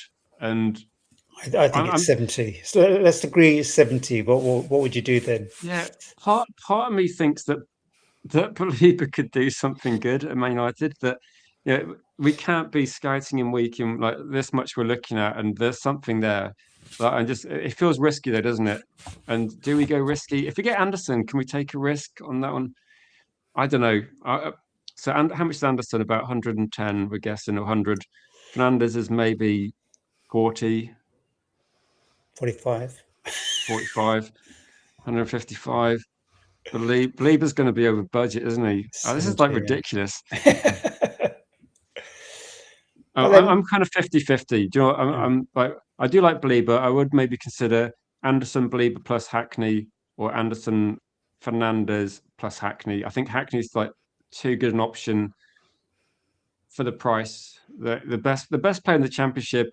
We've had this a few times, haven't we? Some of the best players in the Championship, like when Wharton was at Blackburn, they come through, they play one Premier League season, they're worth like 50 million if they have a decent season.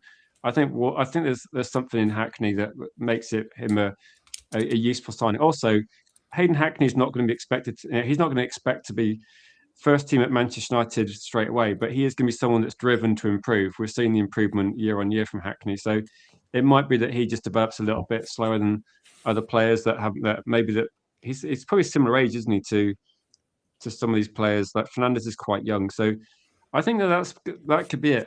So I'd have a conversation with Carrick and say, look, do you think Hackney can do a job in this team? And if he speaks highly of him and we're keeping Carrick, I would go for that one. It's difficult, though, isn't it? I've just noticed, has Alex Scott been on the sunbed too long?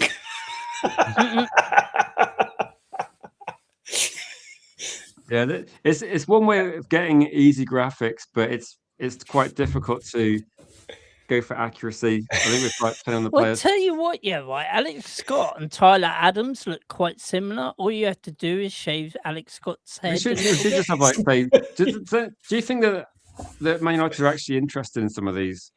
Like, do you think they're all going to be? Welcome to chat, Niall. He says Tonali, BALEBA, too many, and Bruno would be great signings. They would be, but that would be. How much would that cost? That'd be quite expensive, wouldn't it? 270 million. Yeah, if you could pick 3, Niall, like who would you go for? Like, do you think? Just a general question though. Do you favour 2 signings, or do you favour like 3? Do you favour getting 2 that maybe have a bit more time?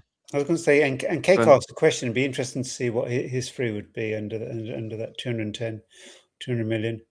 Yeah, Cake, what would you do? Like you asked the question, and there's 3 players that you would like to go for. I Let us know. I definitely think think that we're spending around 250, 300 million next season.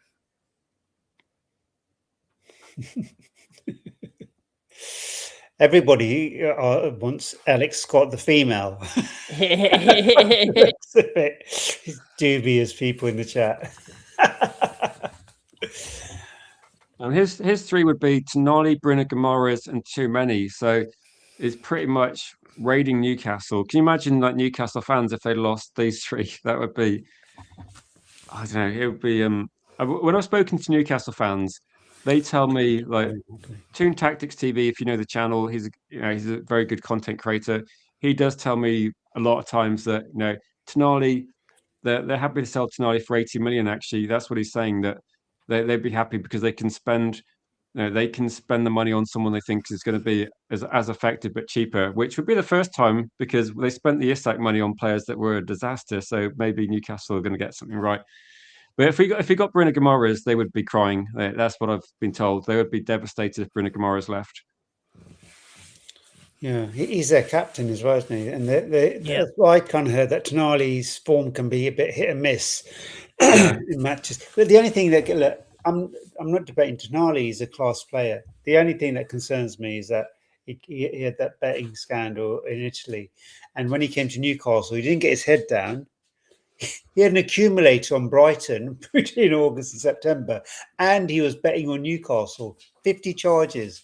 He had a 2-month suspended sentence and £20,000 fine that they added to the Italian thing. So it's kind of like, that's the thing that worries me, and then he signs a contract and then he wants out the following year. And that's the only kind of thing that I just don't want noise. I just don't want noise. That's anything. Niall said he was struggling between BALEBA and too many. It is kind of difficult, isn't it, to decide what's the option. The only thing with too many is of all the players on the screen, too many's probably got the biggest contract at the moment, would probably demand the most money. So, and I think Tonali would want a decent amount of money. A lot of the other players are quite. Actually, Bruno Guimaraes, I think, is a lower transfer fee. So, yeah. I mean, I was tempted to put. I was tempted to do like a graphic with like the betting sponsor on Tonali's shirt. Could you imagine the irony? I know. With it, and underneath it says, "Make sure you gamble sensibly." It is weird. Do you think that in terms of when it used to be loads of like tobacco advertising and alcohol advertising, and now they're advertising lots of gambling companies, that at some point in time they'll probably go, oh, let's maybe not do that. But it's weird. It's obviously footballers can't bet on certain things. I mean, the fact Tonali's betting on his own team is just like how it's like I don't know. It's the sort of thing you'd imagine someone like Cole Palmer to do and not realise he wasn't allowed to do it. But no, I can't understand that one. Don't worry about the betting. So I don't know what Tonali says. Gaz say Matheus Fernandes beats him on all stats. Regarding this, there's a good point from Niall, is that players going on the World Cup, then I think sometimes people are looking at players not going to the World Cup, potentially deals they could be doing as well. Yeah, because we can get the deal done. We can get the people that are not going to the World Cup and that we can get them done. We can get those deals done, like pretty much straight away. And then, like if we are going for, say, Elliot Anderson or Chouameni or Adam Ward, like the 3 that I chose, like Elliot Anderson, Chouameni, and Wharton. Say, like Adam Wharton don't go, we can get him in first, and then when Elliot Anderson finishes at the World Cup, then go and get him. You know what I mean? So like, if none of them go to the World, I think Elliot Anderson is definitely going to the World Cup. Chouameni, I don't know if he's going or not. He's going. Fernandes if he is going, Wharton is going. You think Adam Wharton's going? Yeah, I think he's going. Have they actually named the World Cup? They haven't named him. I think it's a couple of weeks they'll name it. Yeah, there's a lot of potential interesting combination in midfield, aren't there? Are we going to see how Kobe Mainoo can play alongside Wharton or Anderson, or maybe Exactly. Bellingham? But he's not on our list, is he? No. Joe Gomez is going, and Stiller is going, so there's I'd say have a look at them. Do you think with that though, that would you be thinking that in terms of players going to the World Cup, that's going to be quite a long time for Man United to wait to sign them? That if we wait till that competition to finish, we're going to have we want to get some of these deals done a bit sooner, don't we? it finishes right into our pre-season. That's the problem, and so it means that they miss pre-season because you've still got to do the deal once they get back and the But physical can they do? and Can everything. we? Depending But we on can do how far deals they get. at the at the end of the season. You never know. We might be already in talks with with Anderson and all that lot, and just get the deal done at the start of the just before the World Cup. Some of them like to get their transfer out of the way before, so then they can just fully concentrate on the World Cup. Tonali and BALEBA are available because they're not going. But if I was an agent and this was my player, I'd say if you want to sign him before the World Cup, you're going to pay me what he would have got after the World Cup. You just get him now, which means he comes straight to you after the World Cup. This is the other thing. They can't just come off the World Cup and come straight into pre-season. Some of these they're players going to have a couple of weeks. They need a break. So the World Cup has kind of messed it up for many clubs. And then there'll also be the World Cup hangover. Some of these players are going to come back and it's going to take them a while to hit their form. It happens after every World Cup. So it's probably even longer, isn't it? Like the World Cup's going to be even more. It's going to take even longer this time. Yeah. Some players don't get back into form till about December. We've seen it happen before, so that's the other thing. But it's kind of like if I was an agent, I'd say if you want to sign this player now, you're going to pay me what you would have got after the World Cup, and that's going to be the thing. No. It's like to say, like people know where profit's made, isn't it? And they're not going to be getting it's like if you try and buy a house because you think you can redevelop it and make a profit, those people will definitely push the price up. And the sort of opportunities for making good deals just diminish everywhere, not just in football.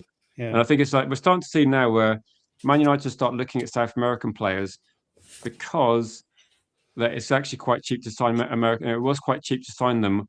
Then they play one season, suddenly they're worth like loads of money. But the problem is now every single player in South America that someone looks at, it's literally Manchester United, Chelsea, Real Madrid. Like everybody's looking for them now, so you get the price pushed up. I saw a couple of comments about gambling advertising. I think I said this a few years ago, where I think there's better sponsors out there, but it does seem to be that the Premier League has more and more and more. It's like saying it now. If you have people with alcohol problems and you're advertising alcohol, that it was deemed unethical, and now we just got. If I don't have a gambling problem, but if you did, it's literally on your phone, everywhere. isn't it? It's like it must be like really difficult. Whereas it's not the same as it was a generation ago. I saw this question. Yeah, sorry. I was just going to quickly say, and it may well be that United then look at Tonali and BALEBA and think, you know what, these two deals are already doable. Let's just get them.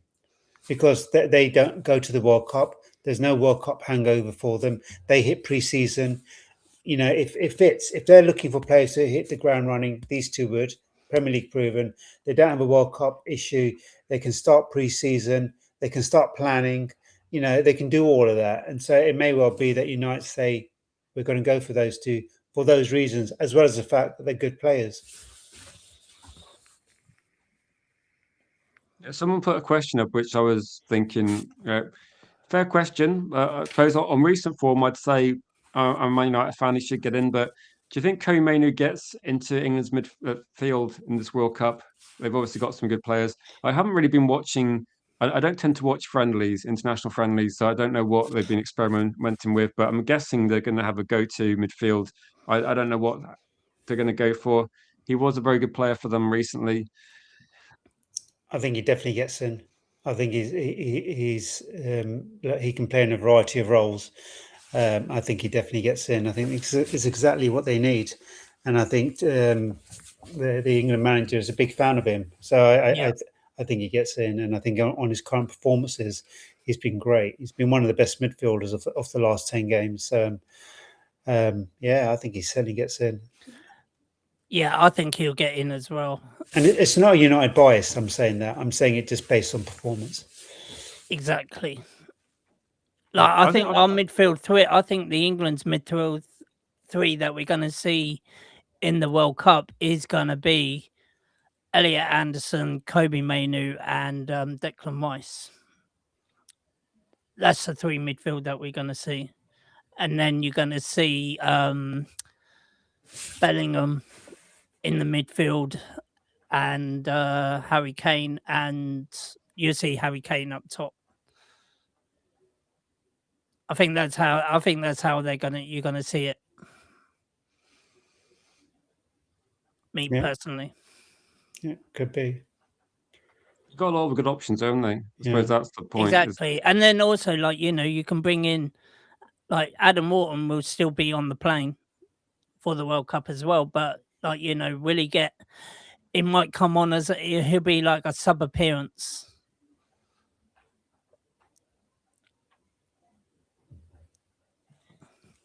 Yeah.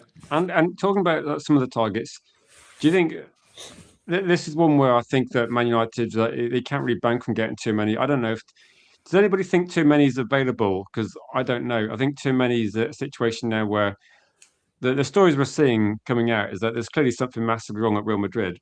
Maybe it gets resolved at some point, but who knows? Like, is he available? I don't know. I don't think he's happy with what's going on at Real Madrid. So it's up to Real Madrid to decide whether they think too many is worth keeping or that sorting the club out. Well, they've got to sell a few of their big players, didn't they?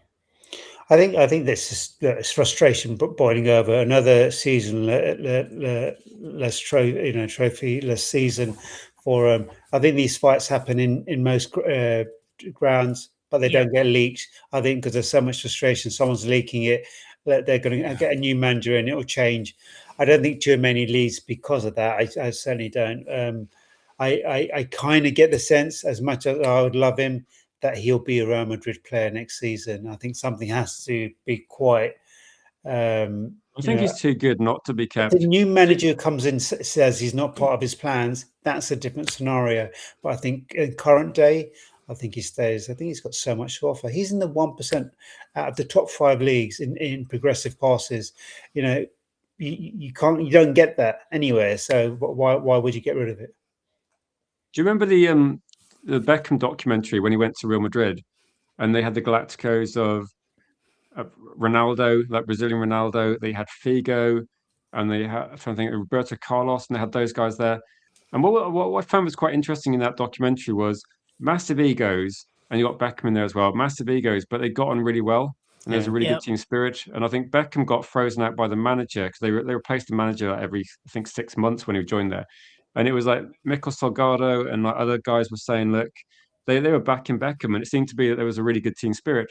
It looks at the moment that, like with Mbappe, if the fans don't want Mbappe, Mbappe's not really going to go anywhere, is he? Like Mbappe's probably on a contract that Real Madrid, they can't really terminate his contract, and they'll like Mbappe sued PSG for a load of money when he left PSG. So Real Madrid have to try and manage this. They've got it does go to show that throwing money at certain players, you've got to make sure the team balance is right. And I don't know what's happening with Madrid, but when you've got all these players on massive contracts, and like if too many's getting paid like 200, and then you got the bonuses on top, I'm sure Mbappe's getting some eye-watering figure. And I think most of these players get very high salaries because they run their contracts down, go on a free. So if we can get too many, it would seem like we kind of benefited from a mistake or something that's happened at Madrid. Because I think when we got Casemiro, they very carefully decided that they're going to replace Casemiro with someone younger. This isn't something Madrid are planning to do. Like this is something that's being put out there that Man United think there is a chance, and if there is a chance, you kind of go for it, don't you? So I think in the meantime, United look at Ryan. If we did buy too many, who could we buy to go alongside him? And that maybe that's what they do to the start of the transfer window.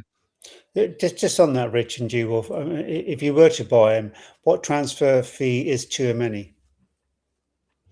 As I said, I think he's between 60, 70 million. That's the price that I'll put in on him. He is good. He is a great player, but I just think that we pay.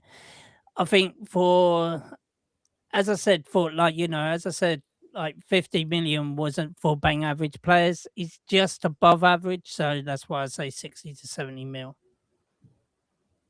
I would guess that Real Madrid paid what about? I think Real Madrid paid 85 million euros or something like that. They didn't they? They paid. I think they were looking. I think Real Madrid, the very, very cheapest that he would go for would be at least 70, 75, 80 million. That kind of. I'd be amazed if too many went for less than 80 million, to be honest. Yeah, me too. I think that's going to be. I think if you go above that, he's got a very big salary. I think it's going to be quite difficult.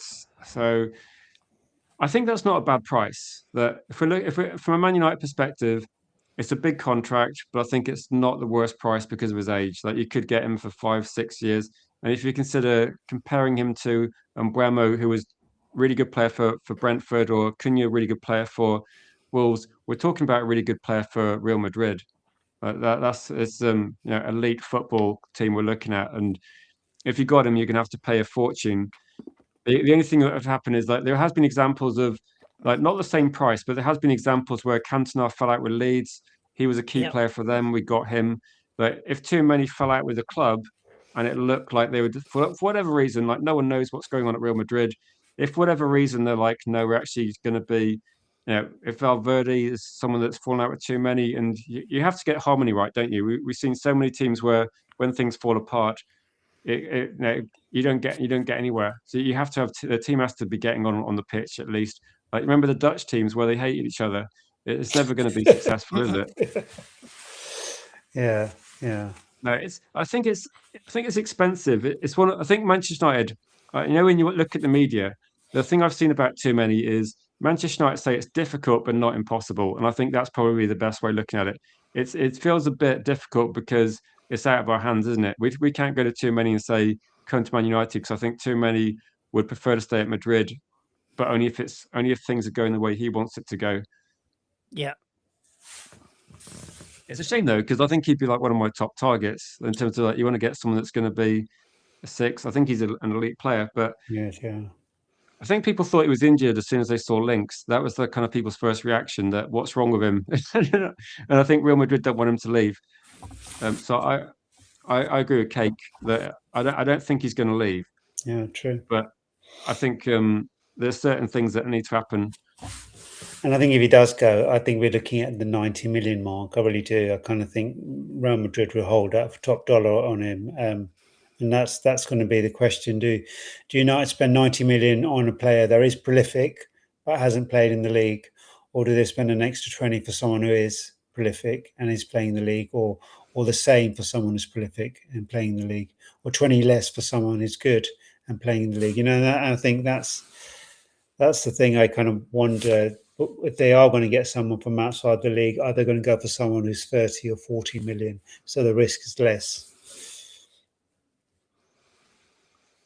Yeah, like he's saying that Cole Palmer and Fernandez would join Real Madrid. That would be when Real Madrid raid teams, I would be surprised if they raided Chelsea. But So I have this. Do you know they have this sneaky feeling that the links about Enzo, about Maresca being the City manager, and I think if he goes there, I think he takes Enzo with him. I think that's where he ends up going.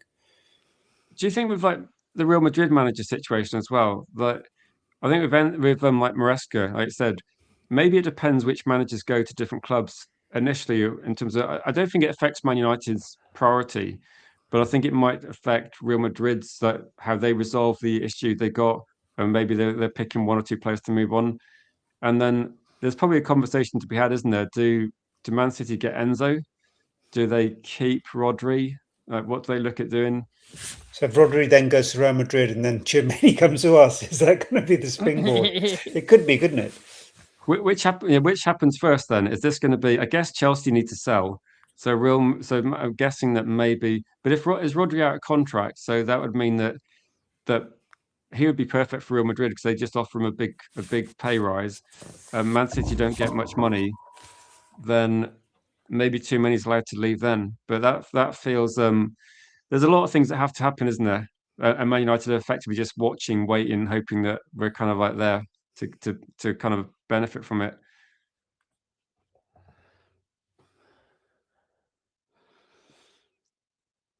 So Danny B saying 250, 6 players. Yeah, not if G-Wolf's on the budget. Like that, we'd need like about 400 to get that one. No, As I said, how do you see you that need. playing out, G-Wolf? Do you think Man City's transfer situation is going to impact us in terms of like? Can you see a situation where they go, actually, we're going to be? I suppose it depends on Pep leaving for a start. Sorry, what was that question, Rich? In terms of like, say, Maresca, if he became manager of Man City, Man City. I have seen this over a week ago, like a couple of weeks, that you're talking about links with Enzo Fernandez to Man City, Yeah. and then Rodri goes to Real Madrid. But is that potentially something that happens? Because I think with Real Is Madrid, that potentially that's something that Yeah. I can see happening? I don't know. To tell you the truth, I really don't care about other teams. I No, just well, care I mean, about United, mate. no, it affects our window though. Like if too many, if Real Madrid Well, replace too many, he will be available. yeah. Well, if that does happen, but the only thing is, I've seen a couple of in the chat saying that Chouamani's not happy with certain things. So, like that he might just want to leave anyway. But I haven't got a clue. I really don't know. Like if that is the case, if it's because of Enzo Fernandez going to Real Madrid, and then as you said, like someone from Real Madrid going to Man City, which means that does that affect us getting Chouamani? That's the thing. I don't know. Really haven't got a clue. I think it's interesting because he's only got a year left. He's got a year left on his contract, so he's not leaving on a free. He's got a contract till 2027. City, there's some reports saying that they've submitted an opening proposal of, because he's on 200k at the moment, to increase his wages to 375. But there are other reports saying that the club would rather let him go on a free next year than sell him this summer. So it's all up in the air. But I suppose they would have that stance to kind of, if they were going to sell him, they want top money. Yeah, exactly. But in Real Madrid are just monitoring him at the moment. They want to see his full fitness. Is he back to the player he was?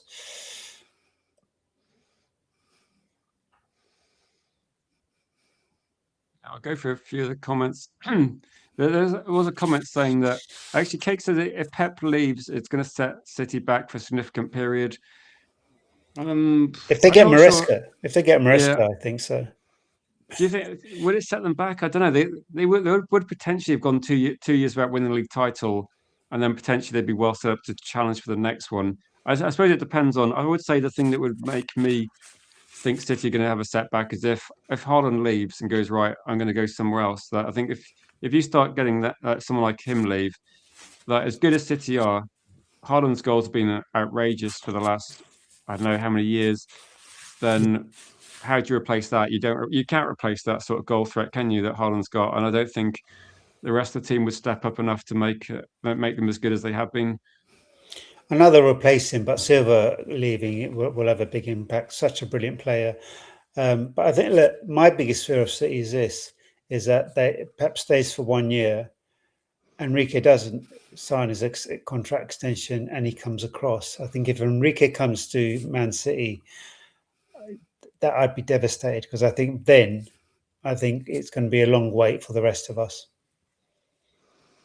That's kind of like sometimes I think with like let's say Enrique's a new Guardiola welcome culture spot to the chat. If they get it right, if he leaves and they get it right, it's a massive problem, isn't it? Like if Manchester United had got the succession right of Alex Ferguson, maybe it's a different situation, but it didn't, and then City kind of stepped up and filled the gap, unfortunately.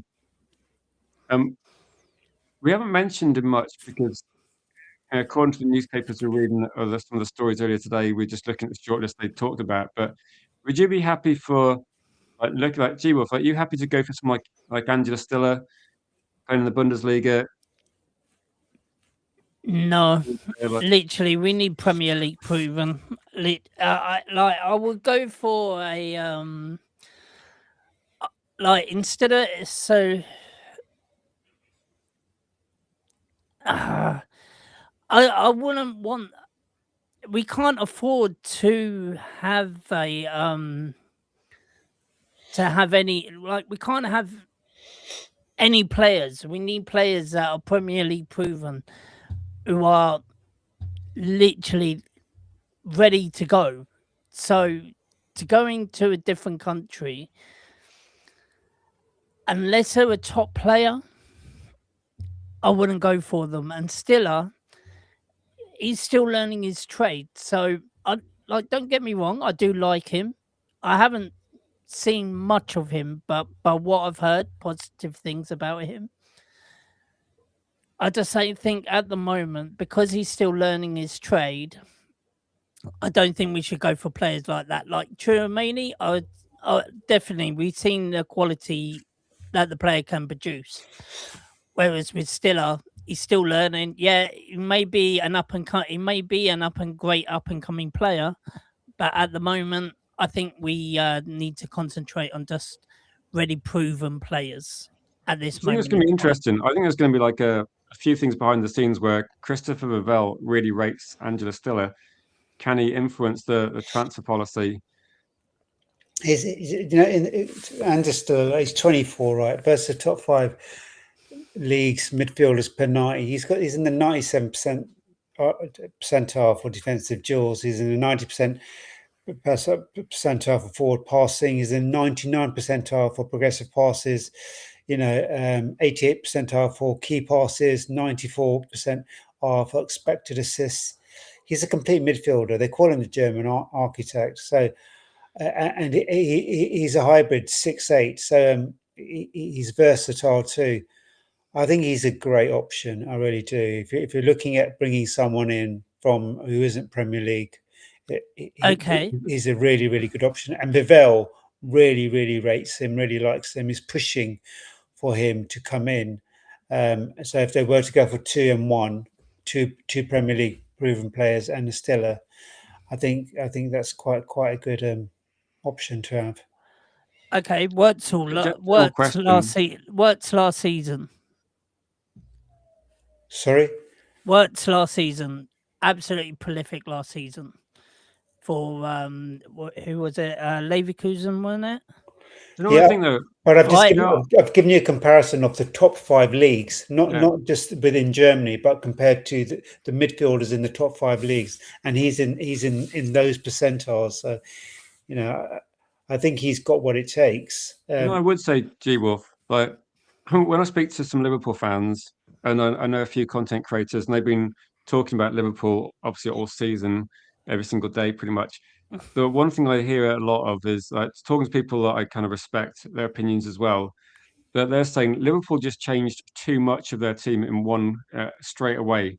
They got rid of Trent, who's like key player. They replaced that.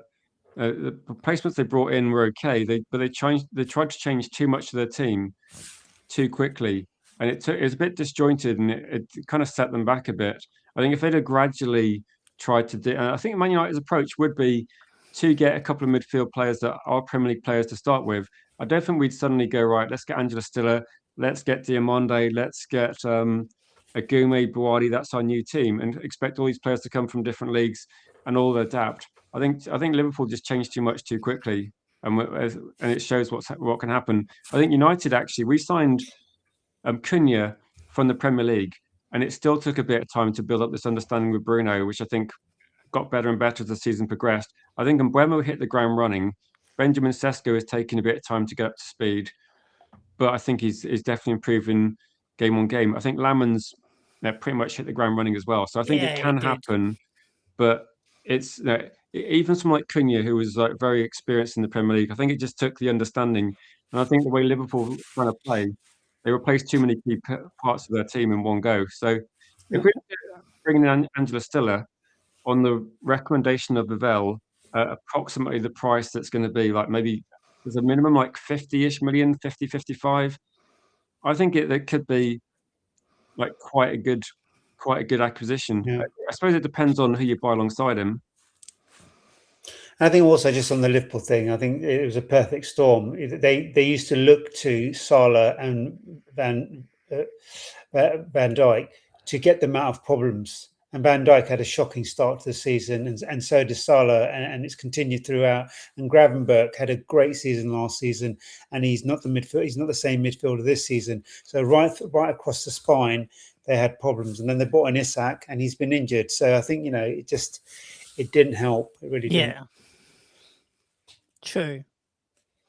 One thing Debassi said as well, that Angela still is producing these stats at Not actually, at Bayern Munich or Dortmund. He's doing it at Stuttgart. I don't know where Stuttgart in the league, so I know obviously they're not Bayern Munich, but no, he is producing the stats. I guess the comparison is going to be that if you looked at very impressive work from Elliot Anderson at Nottingham Forest and you compared it with maybe I don't know, if you're doing the same thing for Manchester City or I suppose Arsenal, you could look at it and say, it's more impressive. If you're putting up league best stats, but you play for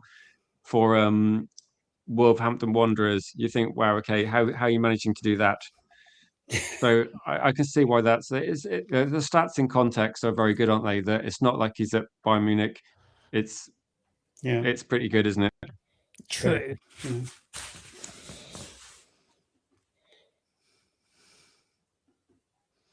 So someone asked the question.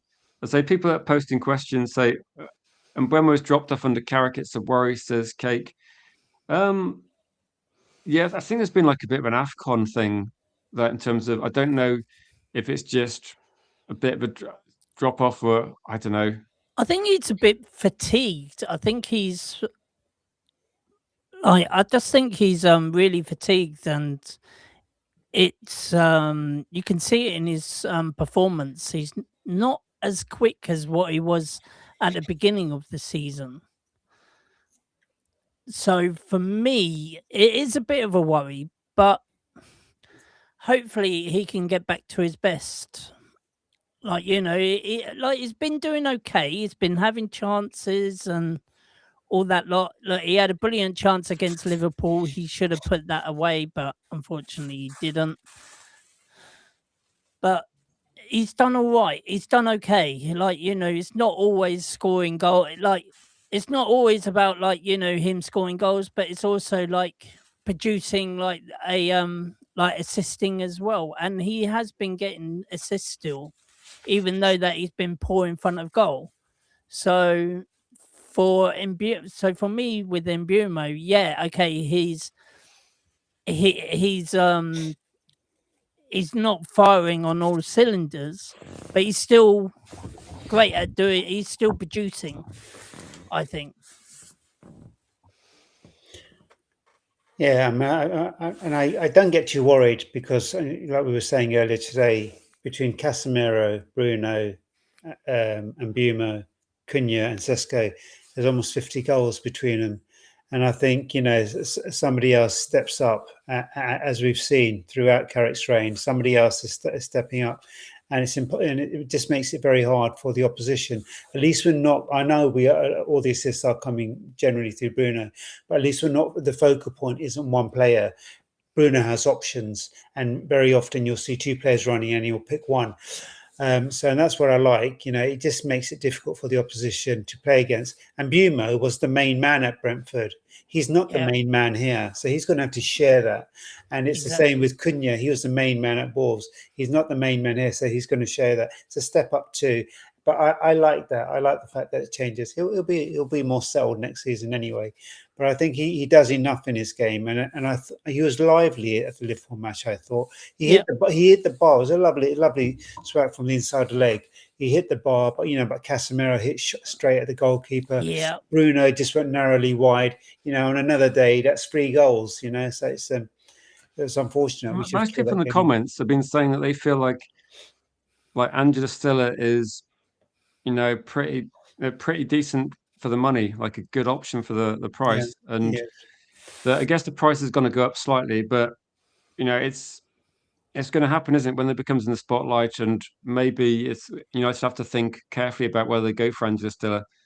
So Vivell really is interested in him, and it's kind of like he's got 11 assists this season too. So he's got a lovely foot just on the edge of the box. There's so much to his game, and he's in the 90 percentile for many things, including passing. So I really rate him. I think he's 24. He's a good age. He's going to get better.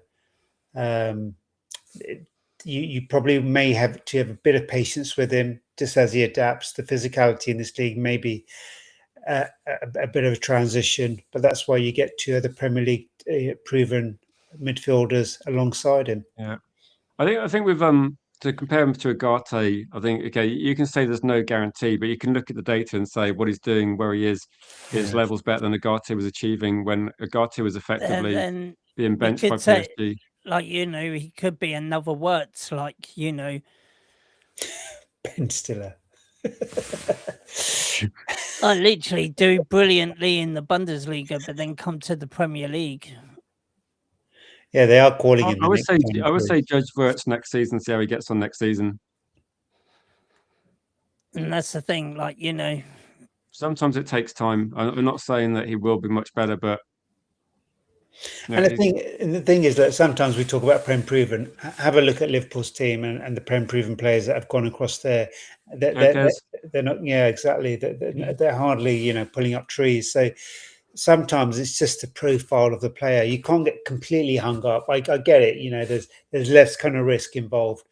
But sometimes you every now and again you'll get a player like Stiller and you look at all those metrics and you look at those metrics against the top 5 league midfielders and his metrics stand out.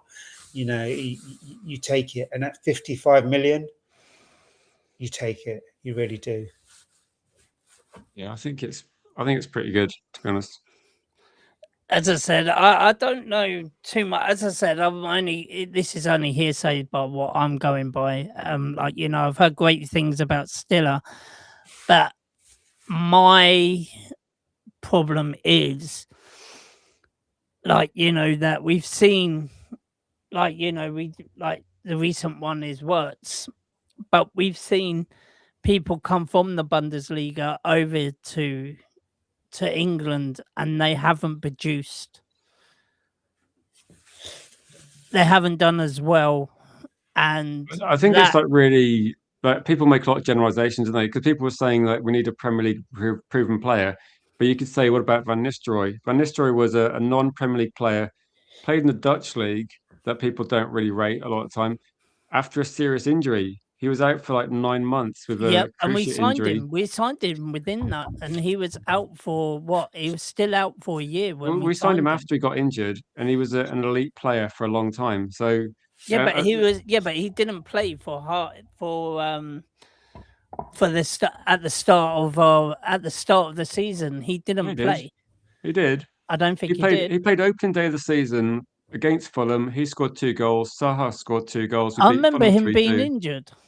No, he was injured. Then we signed him because I remember, for some reason, I can remember seeing a news article where Van Nistelrooy is jogging around, then he falls over, holding his knee in pain, and I was thinking, bloody hell, we were going to sign him.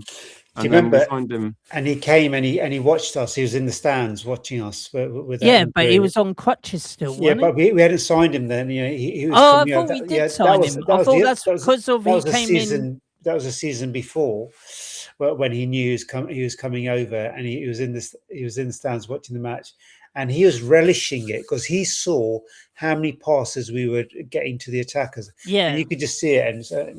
I thought we already signed. I thought we already signed him when he was injured. Injury was before. Yeah, that was a concern because we thought it's going to. He was injured when we signed him. Yeah, I thought so. Yeah, before we signed him. That's what I mean. Before we signed him, yeah. No, he was injured when we signed him. No. Yes. Go and have a look. We signed him when he was injured. No, we didn't. We did. Okay. I think we're going to agree to disagree. But yeah, I'm pretty sure that we signed him when he was injured. Okay, Cristiano Ronaldo, non-Premier League signing. He did okay. I think the thing about this, right? But he was a different kettle of fish, though. Yeah, no. But what I'm at the saying is age that of no one 18. knows. Nobody knows. No one knows like how Cristiano Ronaldo was going to develop. People told me that Anthony was going to be a world-class player, and people guess, don't they? People guess how players are going to work out. Just quickly on this, just the Van Nistelrooy thing, right? It's just I think what you're just probably a bit of memory. So what happened was we were attracted to him, right? And Man United had a deal in place in the summer of 2000, but because of his injury problems, his move was secured a year later. So initially we were going to go for him, but we didn't get him that summer. So we got him the following summer, and that was the injury period that he was going through at the time. Yeah, Premier League proven, like Dad says, it's more to do with like slightly less risk. It's that there's perceivably less risk because a player's going to be. Right, if you want to know whether a player can physically cope in the Premier League, then either you look at what he's doing in a different league, look at what you and the scouts are professionals. They're going to look at what this player's capable of. I remember watching Turkey last season, and I said he'd be absolutely fine because he's like a fighter. He's like good in possession. He's tough to dispossess, and I thought he's got all the attributes to be absolutely fine in the Premier League and a really good, like a really sensible price. And yeah, Dad says, yeah, look at Harry. Harry wasn't German proven. Look at Vincent. He's doing all right. Look at Vincent Kompany. I mean, it's kind of like, sometimes it's just the right fit. Who would have thought Macclesfield and then Bayern? Yeah, if you go for the very best players, Cristiano Ronaldo and someone like Zlatan, they're elite players. You drop them into every single league, they work fine, don't they? Like they work fine. Like I don't think Zlatan's gone somewhere where he hasn't been top goal scorer and lifted some trophies. He's literally just a machine. And I think if United look at Stiller and think well, this guy is like absolutely fine. If we drop him in the Premier League, he'll be a good option. Like Turkey, for example, they're going to be fine. Like David Silva, some players that if you buy, I'm not saying still as world class, but I'm saying if you buy players that are very good, they're going to fit into multiple teams and not be a problem. I never wanted Turkey at United, never. And then people were saying, "Look how great he is." Well, he's good. He is good. You don't think he's good? Oh, hold on. Did we not? Did we not beat? Everyone was saying, "Look, oh, this is a this could be his what is it? Rendition to being a Man United player when we played them against Lyon. Against Lyon, yeah. And people were saying, "Well, this is if we can show how amazing he is, yeah, against us, then surely you would want him." Didn't you notice though? He didn't show me nothing. He was average. But he's a good player, though, isn't he? He's we played against them, and then when he scored and he touched his nuts at the United fans, from then on it was like hell no. But G-Wolf, no way. You just said I wanted to see if Turkey could do something, and then you followed up with when he scored. They had 10 men. They had 10 men. Turkey ran through our team and scored against. So if you wanted to see what Turkey could do, Turkey could run with the ball through our team. I really didn't want. I still didn't want him at United. Okay. Seriously, did not want him at United. He didn't show me. He didn't really show me anything apart from when he scored. He did something. Nearly knocking us out when we had 10 men. But that's only one goal. G-Wolf, your box office, you are. Yeah, I can imagine G-Wolf be like going, yeah. Apart from that, what else did he do in that game? What else did he do? So nothing. You'll be also saying apart from he's one guy on the pitch, G-Wolf, one guy on the pitch. They nearly knocked us out. They had 10 men. Can you imagine? Are you the sort of guy that said, no, apart from the World Cup and Arsenal's unbeaten and whatever thing, what has Thierry Henry ever done for the Premier League? Like Thierry Henry was world class, and sometimes you look at teams. Literally, he's. Did you see him doing those skills against Arsenal in the Carabao Cup final? That's hilarious. Turkey is one of these players that I think that people don't like some things Turkey does, but come on, like that little was it Rabana passed for one of the assists he did. Cherki's like, that's the kind of thing you want in He, football, isn't it? he hates I- United. He hates United, by the way, because Yeah, we're not literally. that Leo. Yeah, He does hate United, and like I want people that want to be at United, and literally, like But he's a good player, right? I mean, He's you a- might not like him, but you can see that he's a good player. No, he's look. Me Come on, personally, how much would he cost? Like, he cost me about on a 30. personal level, I think he's overrated. Think he's top quality. Me personally, I think he was overrated. Everyone was bigging him up and all that. He Lot. never forgave us, Cody, for not kicking him out of the Europa League. That's why he didn't come. But it, like when he signed for City, and he said, yeah, right, I want to beat Man United, and then all of a sudden we go to Man City and literally we go and beat them. Like, well, Yeah, to be fair, G-Wolf, early on in the season, they did beat us quite comfortably. So he did beat us at one point. yeah, but then we beat them. But Jim says Cherky plays. Jim hasn't posted a comment for a while, but you've enraged him so much he's typed this out and said Cherky plays constantly good every time he plays. Says Jim. He was about 35 million, wasn't he? Cheap, yeah, he was cheap. He was cheap. And then I said at the time that, to tell you the truth, yeah, it was good price, but still didn't want him at that price. Bargain price. Yeah, we kind of dodged a bullet with Simmons. Cavashalia, I think Andy Bell's going on about. I think Simmons is a lot better than Cherky, me personally, even though that Tottenham are near the bottom. I wanted Cavashalia so much when he was going to PSG. It's like 59 million. Yeah. It was absolutely crazy, wasn't it? Like Cavashalia deal. And that was the time when we were spending outrageous money on players. Yeah. I'm guessing that he wasn't interested to come to Man United. That's probably got to be a reason. Yeah. I don't know. That PSG team, you just look at it. They're just. I look at that PSG team and I just dream of having a team like that. I really do. I mean, we're close. Don't get me wrong, but I look at that and I think that's the football I want to be playing. Not so much the defensive. I think sometimes defensively they're too open, but their attacking flair. And I've seen glimpses of that this season, to be fair, but just to play that consistently. And I know they're playing in the French league, but I'm talking more about their Champions League performances. Just exciting football. I do like Cavaskelia. He's got assisted today already.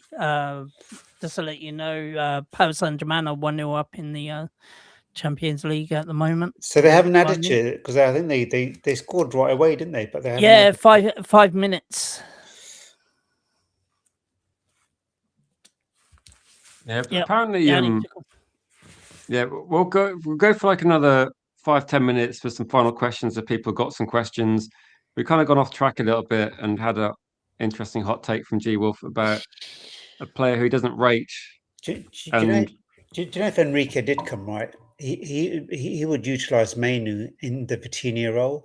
You'd sit him deep, but then he'd get him to move forward, progressive passes, because that's what Mainu does. And he does it with Bruno all the time. You know, he'll get you out of a tight pass, do the half turn, do a quick pass to a player, move forward and keep moving forward and then and progress up the team. Exactly what Vitinha does. Someone said to me once that, if Enrique comes, Mainu hasn't got a chance in his team. And I was like, he's the perfect man for his team. It'd be so lovely if that's the only person I would look at. If there's no other option, it's Carrick. But if you could get Enrique, wow, I'd be excited. I haven't heard much about that. I was thinking in terms of what we could be looking at in terms of head coach situation about doing some sort of debating podcast, but I don't think we're going to really be.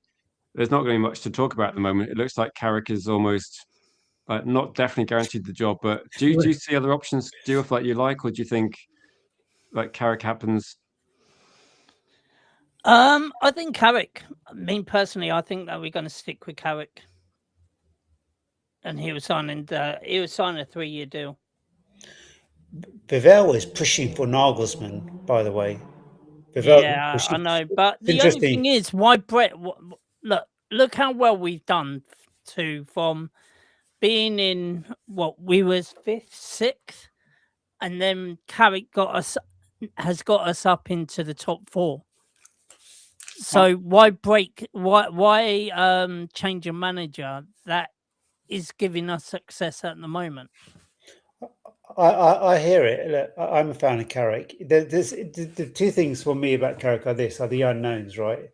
And you won't know until he does it. The unknown is he going to be able to manage? Because we've only played a couple of games a week, maybe twice under Exactly. Carrick. Is he going to be able to manage that? I think it's a disservice to say he can't. Personally, he has no European experience in terms of managing. Is he going to be able to manage that? You don't know until he does it, and I think they're the two unknowns. But what I do know about him, his management has been excellent. He's found a way. You've heard it from the players; they will die for him on the pitch. Yeah. To have players talking like that about their manager is sweet harmony, because the things we used to hear about what players said about our managers, you couldn't even repeat. So to have that kind of unity in the dressing room is great. He hasn't had any new players or any pre-season. Give him that. Yeah. What can he do then? So I'm excited about all of that stuff. He's found a way to win, and his substitutions have been interesting for me. I've seen plan Bs, I've seen different formations, I've seen a bit of ingenuity in him, and I've seen that kind of old DNA of just fight till the end, don't give up. I used to be concerned watching Man United teams playing. Now I'm excited because I think we can win this, even when we go a goal down, or if they come back into the game. Yeah, I see the players on the pitch trying to find a way to do something. We didn't always have that. Exactly, we didn't, and we've just done so much better with him in like as our manager. And he's doing that with a bone thread squad. So to think if you add quality midfielders in and a few more additions, what he could do, I'm excited. So that's the thing. For me, Nagelsmann is an interesting manager. I think he is a good manager. I think he'll fit the 4-2-3-1. I think he plays well with young players. I think he's got many of the attributes that Carrick has. The thing that Nagelsmann has is European experience. He's managed a big club, and he has national experience. But what Carrick has is United DNA. He's played at United for decades. You better hope that Cake's not in the chat. We had this conversation earlier today. He does not like the phrase United DNA. Oh, really? Okay, so just a passer and runner, because Carrick was a midfield maestro in that. Passer, you get your runner. I know. I was saying I quite liked exciting football and like hitting on the break, but also like intensity, like fast flowing football. I don't know. I think he wants more possession, but I love our United DNA. Just let you know. Would you guys buy a striker? Like, quick question from like Bilal. If anyone's got some questions as well, please feel free to get a couple of quick questions in before we wrap up. But, I think we do need a striker. But I'll go for a cheap striker. Like I would still go for the Aston Villa striker if we can. Pardon? Are you talking about Morgan Rogers or no? What's his name? You go for Watkins. Watkins, yeah. Either Watkins, or this might surprise you. Go and get a Danny Welbeck. Bring him back to the club. Let him finish off he started at United. Let him come back and finish at United. We keep getting linked with the left winger, and I keep thinking that they're going to get someone who plays across the line and can play behind the striker. So I think they're going to go for a utility player that covers all of those positions. And to be fair, all the players that they're naming are kind of in that ilk. So I suspect that's how we. It does look like that, doesn't it? Yeah. What do you look for in a manager, G Wolf, like in terms of like characteristics, attributes? Someone that can win games. So no Twombly then. Isn't it? What do you look for in a manager? Someone that can win you games. You're not going to go for a bottom of the league Division 1 manager, are you? And say, yep, you're coming into the Premier League. You're going to be Manchester United manager. It ain't going to work because they're going to be thingy. You want a reasonably either someone who already knows the club inside out, like Michael Carrick or Ole Gunnar Solskjaer, or you go for a top end manager that can win you games, that has played in the Champions League. A Champions League manager. Those are the two. Those are the two that you need to look for in a manager. Someone who's already been at the club, or someone's who's in the Champions League. Okay, what is it better? What do you look for? Like, what are your considerations? I look for the main. One of the key things, and it was my biggest criticism, Mamrin, is someone who faces off the media and protects the team, and is an absolute shithouse behind closed doors when things aren't going right. I like a manager who can also know and understand when you need to put an arm around a player. I like a manager who's calm under pressure, who's creative with his team, who doesn't play the same team all the time, realizes that there are nuances that you need to utilize against different structures, different teams, different competitions. I like a manager who's fearless, who really goes for it, really kind of, is creative in his thinking and planning. But mainly, I like a manager who sees a human being in front of him. And bit like the Fergie hairdryer. Yeah, that's what I kind of like about Carrick. I think he has that. I think there's a real kind of nice humility and humanity about him. And I think if you offer that to players who are struggling, you lift them. And if you offer that to players who are performing, you lift them. So it's a win-win. And so that's what I kind of look at a manager. All the stuff about, I don't like a manager who's too kind of has a vision, a tunnel vision about this is the way we have to do things.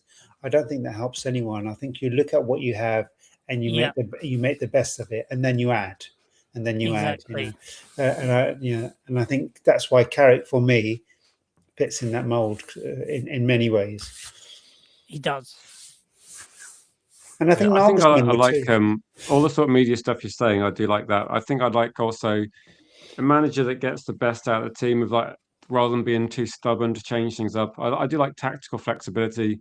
I quite like. I know people criticize that Man United changing how they played against Brentford, but the result was Man United won the game. And playing an open style of football, when you're winning 2-0, you don't want an open football game where both sides are creating chances. You want to want to make it difficult for chance creation. So I didn't mind that. People criticised Carrick saying he went negative, but the idea was going to be that we were 2-0 up, but we were kind of lucky to be 2-0 up because Brentford had missed a couple of good chances. So it was, for me, not a bad decision. But also, we can't really see how flexible Carrick is, because there's not a lot of options in terms of squad. If we approach games where we've actually got one centre back or two centre backs, it's difficult to say what he would do if he had a bigger squad. So yeah, and it's difficult to say what he would do if he had, the Champions League as well. So I don't know. I think Michael Carrick's probably gets a chance, but I couldn't say he would do better than Areola or Nagelsmann. It's a guess at this point. I was just going to say, do people, I keep hearing this about them being negative in that Brentford game. Do people forget how much space Damsgaard had? Did people forget how much space Thiago had? And if he had his shooting boots on, he would have had 2 or 3 goals. We nullified that by putting 3 at the back and bringing our fullbacks in closer to midfield to tighten that space. And it worked, So it's Brentford got a shot from distance that beat the goal, like a shot from distance. That was what they scored from. I thought it was, if you're winning 2-0, then we didn't invite pressure on ourselves and go back to the wall, but we did play in a more conservative way that limited options for both teams, really, I suppose. So it's not a problem doing that when you're winning the game. And we have seen that Man United, when they need to when we need to get a win, we've managed to do that in multiple games, like a late winner against Arsenal, against Fulham, against Liverpool. And when you look at that, a game against where we got a late goal against West Ham to get a point, a late goal latest goal against Everton, and you look at it and go, if you keep getting late goals, you're doing something right, aren't you? You're finishing games strongly. Yeah. You're finishing games on a positive momentum, attacking pressure as well. And if you do it once, it can be lucky. But if you do it like 4 or 5 times, then it becomes like something you're actually working towards rather than luck. So you don't finish third in the Premier League by being lucky. In the same way, if you did have a lot of luck to do that, then Amrin would have surely have been lucky a couple of times in a row and got a few more wins. So I think it's And the interesting thing about that is that I keep hearing, oh, the intensity has dropped off. We weren't winning in the 80th and 90th minute before. In order for you to win in the 80th and 90th minute, you've got to have the intensity continuous. You've got to be playing in the 90th minute the way you played in the first minute. So this whole kind of thing about intensity and, the players are getting tired and training sessions have been cut down. I think it's so much noise by the newspapers who have it in for United, so you don't get that. If players are tired, the game ends after 78 minutes and the other team gets in, not the other way around. Do you find it interesting as well that since changing coach and things, what we've seen as well is Casemiro plays 90 minutes and Koemanu apparently isn't supposed to be able to do isn't supposed to be able to run, but he can play 90 minutes and they can do it at a decent level. At a brilliant level, and he can't play alongside Bruno because he's a Bruno replacement. And yet, if you see many of the attacks, they're involving 1 or 2 passes all the time with Kobe Mainu and Bruno. It starts from deep, and then Kobe Mainu and Bruno progress the ball forward. So it's crazy. It's madness. And of course, Casemiro can play 90 minutes. He played 90 minutes 3 times for Brazil. Yet our manager will take him off after 60. I don't know. How did this season even happen? It's kind of like, it's bizarre. It's almost like 2 different seasons, the pre and post Amrin, Finally, is it like you have like a game of 2 halves, and we've had like a season of 2 halves. It's kind of good we're ending on the positive one, because if we'd have started off the season well and we were like second or third, and then we fell apart and finished like 6th, we'd be like, oh, this is like Forest season last year. We thinking, oh, we got so close, but we messed it up. So it's probably gone a better way, and I think this is why we're quite positive about the transfer window. You go into the transfer window thinking, we can do something this time, and we can look at all these targets. And do you remember? I'll just say quickly. Do you remember last season where we finished and we went, oh, what's going on? We can't get these players because they want Champions League football. We don't have any of these issues anymore. We're actually on a positive. Do you remember how many times when we were 6th or 7th, or we could never get to 5th place under Amrin, and there were so many results going our way, we couldn't capitalise. Yeah. With Carrick, and there was a 9-point deficit. Now we're 6 points clear, so that's a 15-point turnaround in 14 games. He's got us an extra point per game, and also when we had the chance to move forward, we moved forward. We got to 3rd. We've never left 3rd place. Nope. Before we would climb and fall back. Can you imagine, we've cemented it now? We're 6 points if ahead. Ruben Amrin had finished 3rd, everybody would be saying brilliant, amazing. See what we told you? Let's back him for like years. And if Ancelotti had come in, they would be saying the same thing. Like Andy's right. We'd be saying that if you forget that it's Carrick, people would be looking at it and saying, wow, what an amazing. I don't understand why I saw a couple of people on TalkSport saying they couldn't understand the style of play. And they said, oh, it's different in this match, different that. And I said, well, maybe you need to look at it and say that's tactical flexibility. The fact we're approaching different games differently is something that you should do anyway.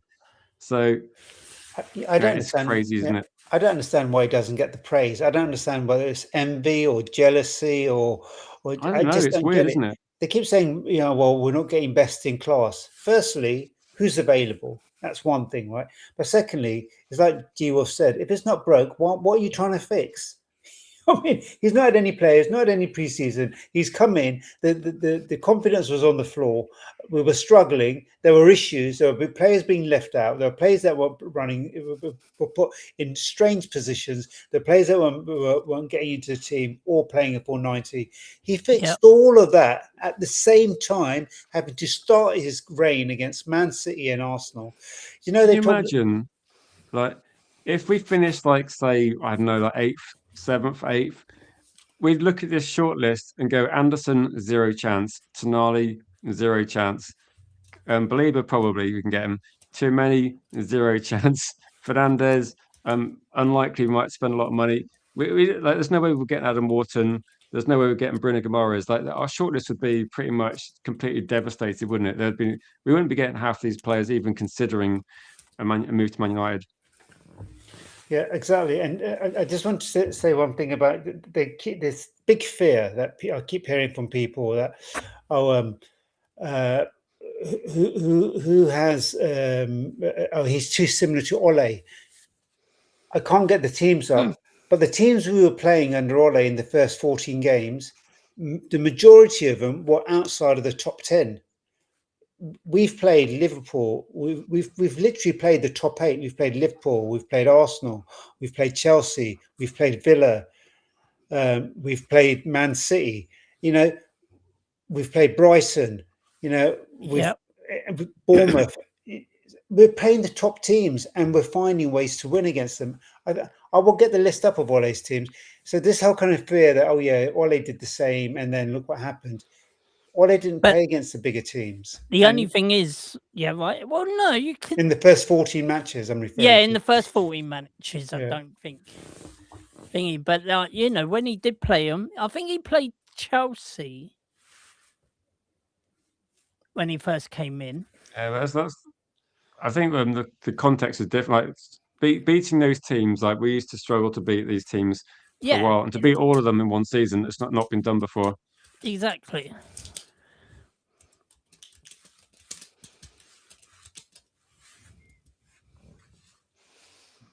Yeah, but we're gonna. I think we'll wrap up. Yeah, these are, just quickly. These are the teams that he played: Cardiff, Huddersfield, Bournemouth, Newcastle, Reading, Spurs, and then it was Brighton, Arsenal, Burnley, Leicester, Fulham. So you know they're the teams that we were playing against, and I think we've just had more difficult games. So I kind of get the fear that, you know, Ole did this, and then look what happened, and then, you know, if we give it to Carrick, look what happened. I really trust Carrick. I think. I do. I like what he's done. I liked what Ole did, to be fair, and I think Ole gets a bad rap also about his managerial period.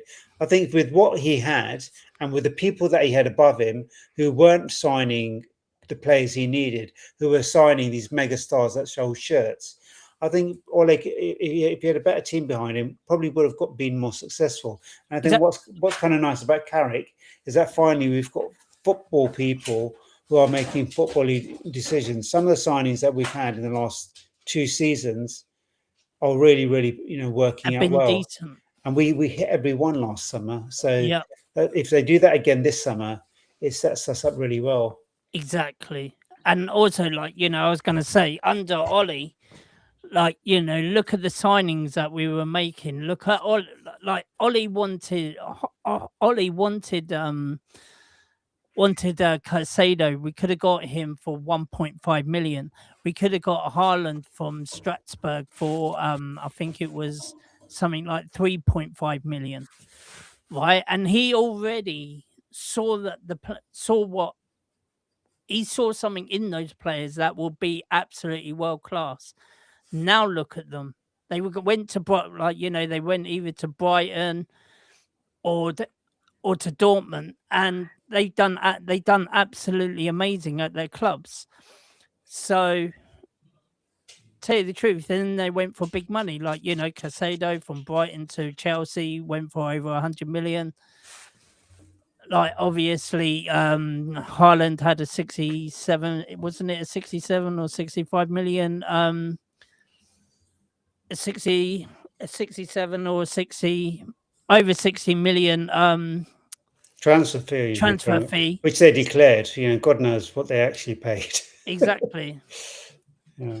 So, like, you know, that they got him for that, and look what they've done since they've gone there. That's an interesting question from Bilal. Who's your favourite ever United player? Call blimey. Yeah, that's a tough question. This might have to be the last question because it's getting quite late. I've only got one. Paul Scholes. Only one? Okay. Wow. Paul Scholes. That's my favourite ever player. It's tricky.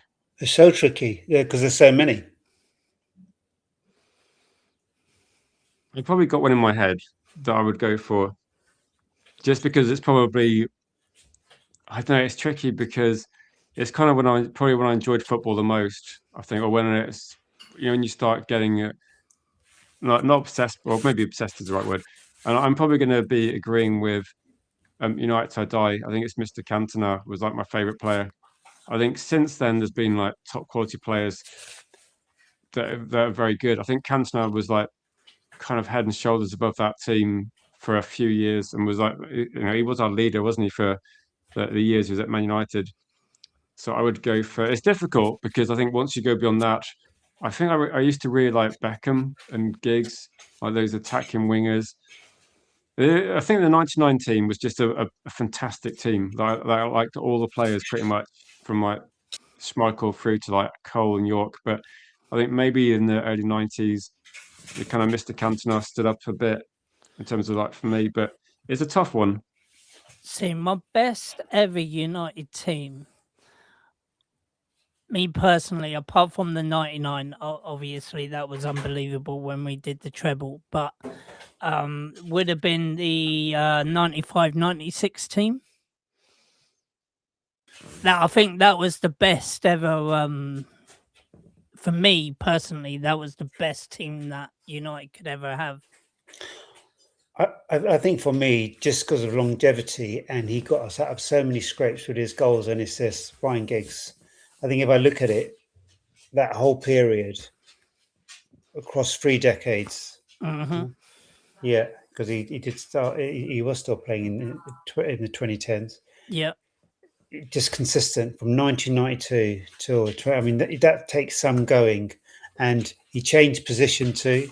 He was in central midfield by the end of it. Yeah. And Thanks just to so many important goals, in semi-finals and in the Premier League, and just I loved him. His pace, the Welsh whiz kid, they called him. It's tough, isn't it? It's tough to pick one. It's pretty hard. Yeah, Cantona because of age I was when I was watching him, I'm guessing. But and the only thing is, he scored more goals. He was scoring goals. He has scored goals in every single season, bar the last one. He didn't score a single goal in his last season at United. you're Giggsy. Yeah. How mental is that? Scored in every single season, bar the last season. Do you not? Let me check that. Are you sure about that? I'm pretty sure. I think if you find out, maybe he was busy assisting. He assisted, but I think you'll see that he did not score one goal in this last. Mind you, they changed it a lot because I think we were trying to get our strikers, weren't we, in the end? He took it easy. He must have taken it easy. He didn't play many games that season, though, did he? He only played 12 games in the league. But he didn't score a single goal, though, did he? No, lazy. Told you. At 40 years old, you got to call him lazy. No, he was a centre midfielder then, though, at that point in time, wasn't he? Was. So he wasn't. No, I think at one point he scored in every Premier League season. They were trying to get him a goal. I remember, I think there was like 3 games to go, and literally they were passing to him every single time there was an opportunity, and not once could he score. I think he kept on hitting the post, hitting the bar. Literally, he just couldn't score a goal. He couldn't score a goal for love nor money. Sounds like Great Rasmus. player, great player. Brilliant player, but just could not score the Do goal. you think, is that how Eric Cantona, so not Eric Cantona, is that how Bruno Fernandes felt in like last season, where he goes, I've given like Xerxes like 20 chances, I've given like Garnacho put on a plate like 10 times in a row. And thinking, and Anthony as well at times at the beginning of that season. It's like being like an American football quarterback, isn't it? And throwing it to like us guys and thinking, I can't work with these people. Correct. And I entertained him. He said, he scored a no goal against Sunderland.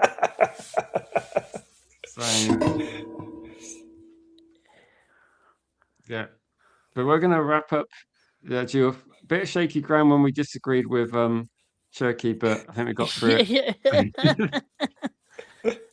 Now, Look, before we I'm just go, quite glad. I'm just quite glad that we haven't got him at our club and he's at Man City. So I'm taking it PSG if I've got to the final then, by the looks of it. Well, it's still 1-0 to them. I hope because I think PSG are the only team that can beat Arsenal. I think they will go at 'em Yeah, it's the with 90th pace. minute. They're in the 90th minute. it's going to be like attack versus defense in the final, do you think? Yeah. Yeah.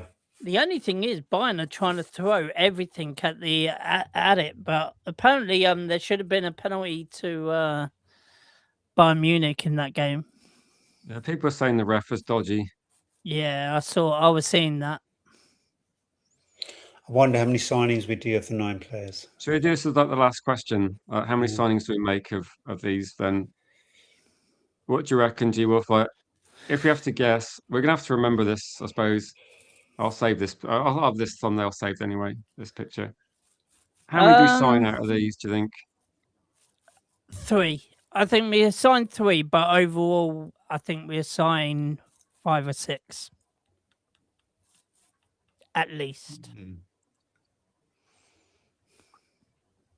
I'm gonna say, I don't know. It won't be the first time Man United got a short list and not really got the best ones on it. I think definitely. I think. Because I'm kind of thinking there's going to be definitely one. Is there going to be 2 on this list?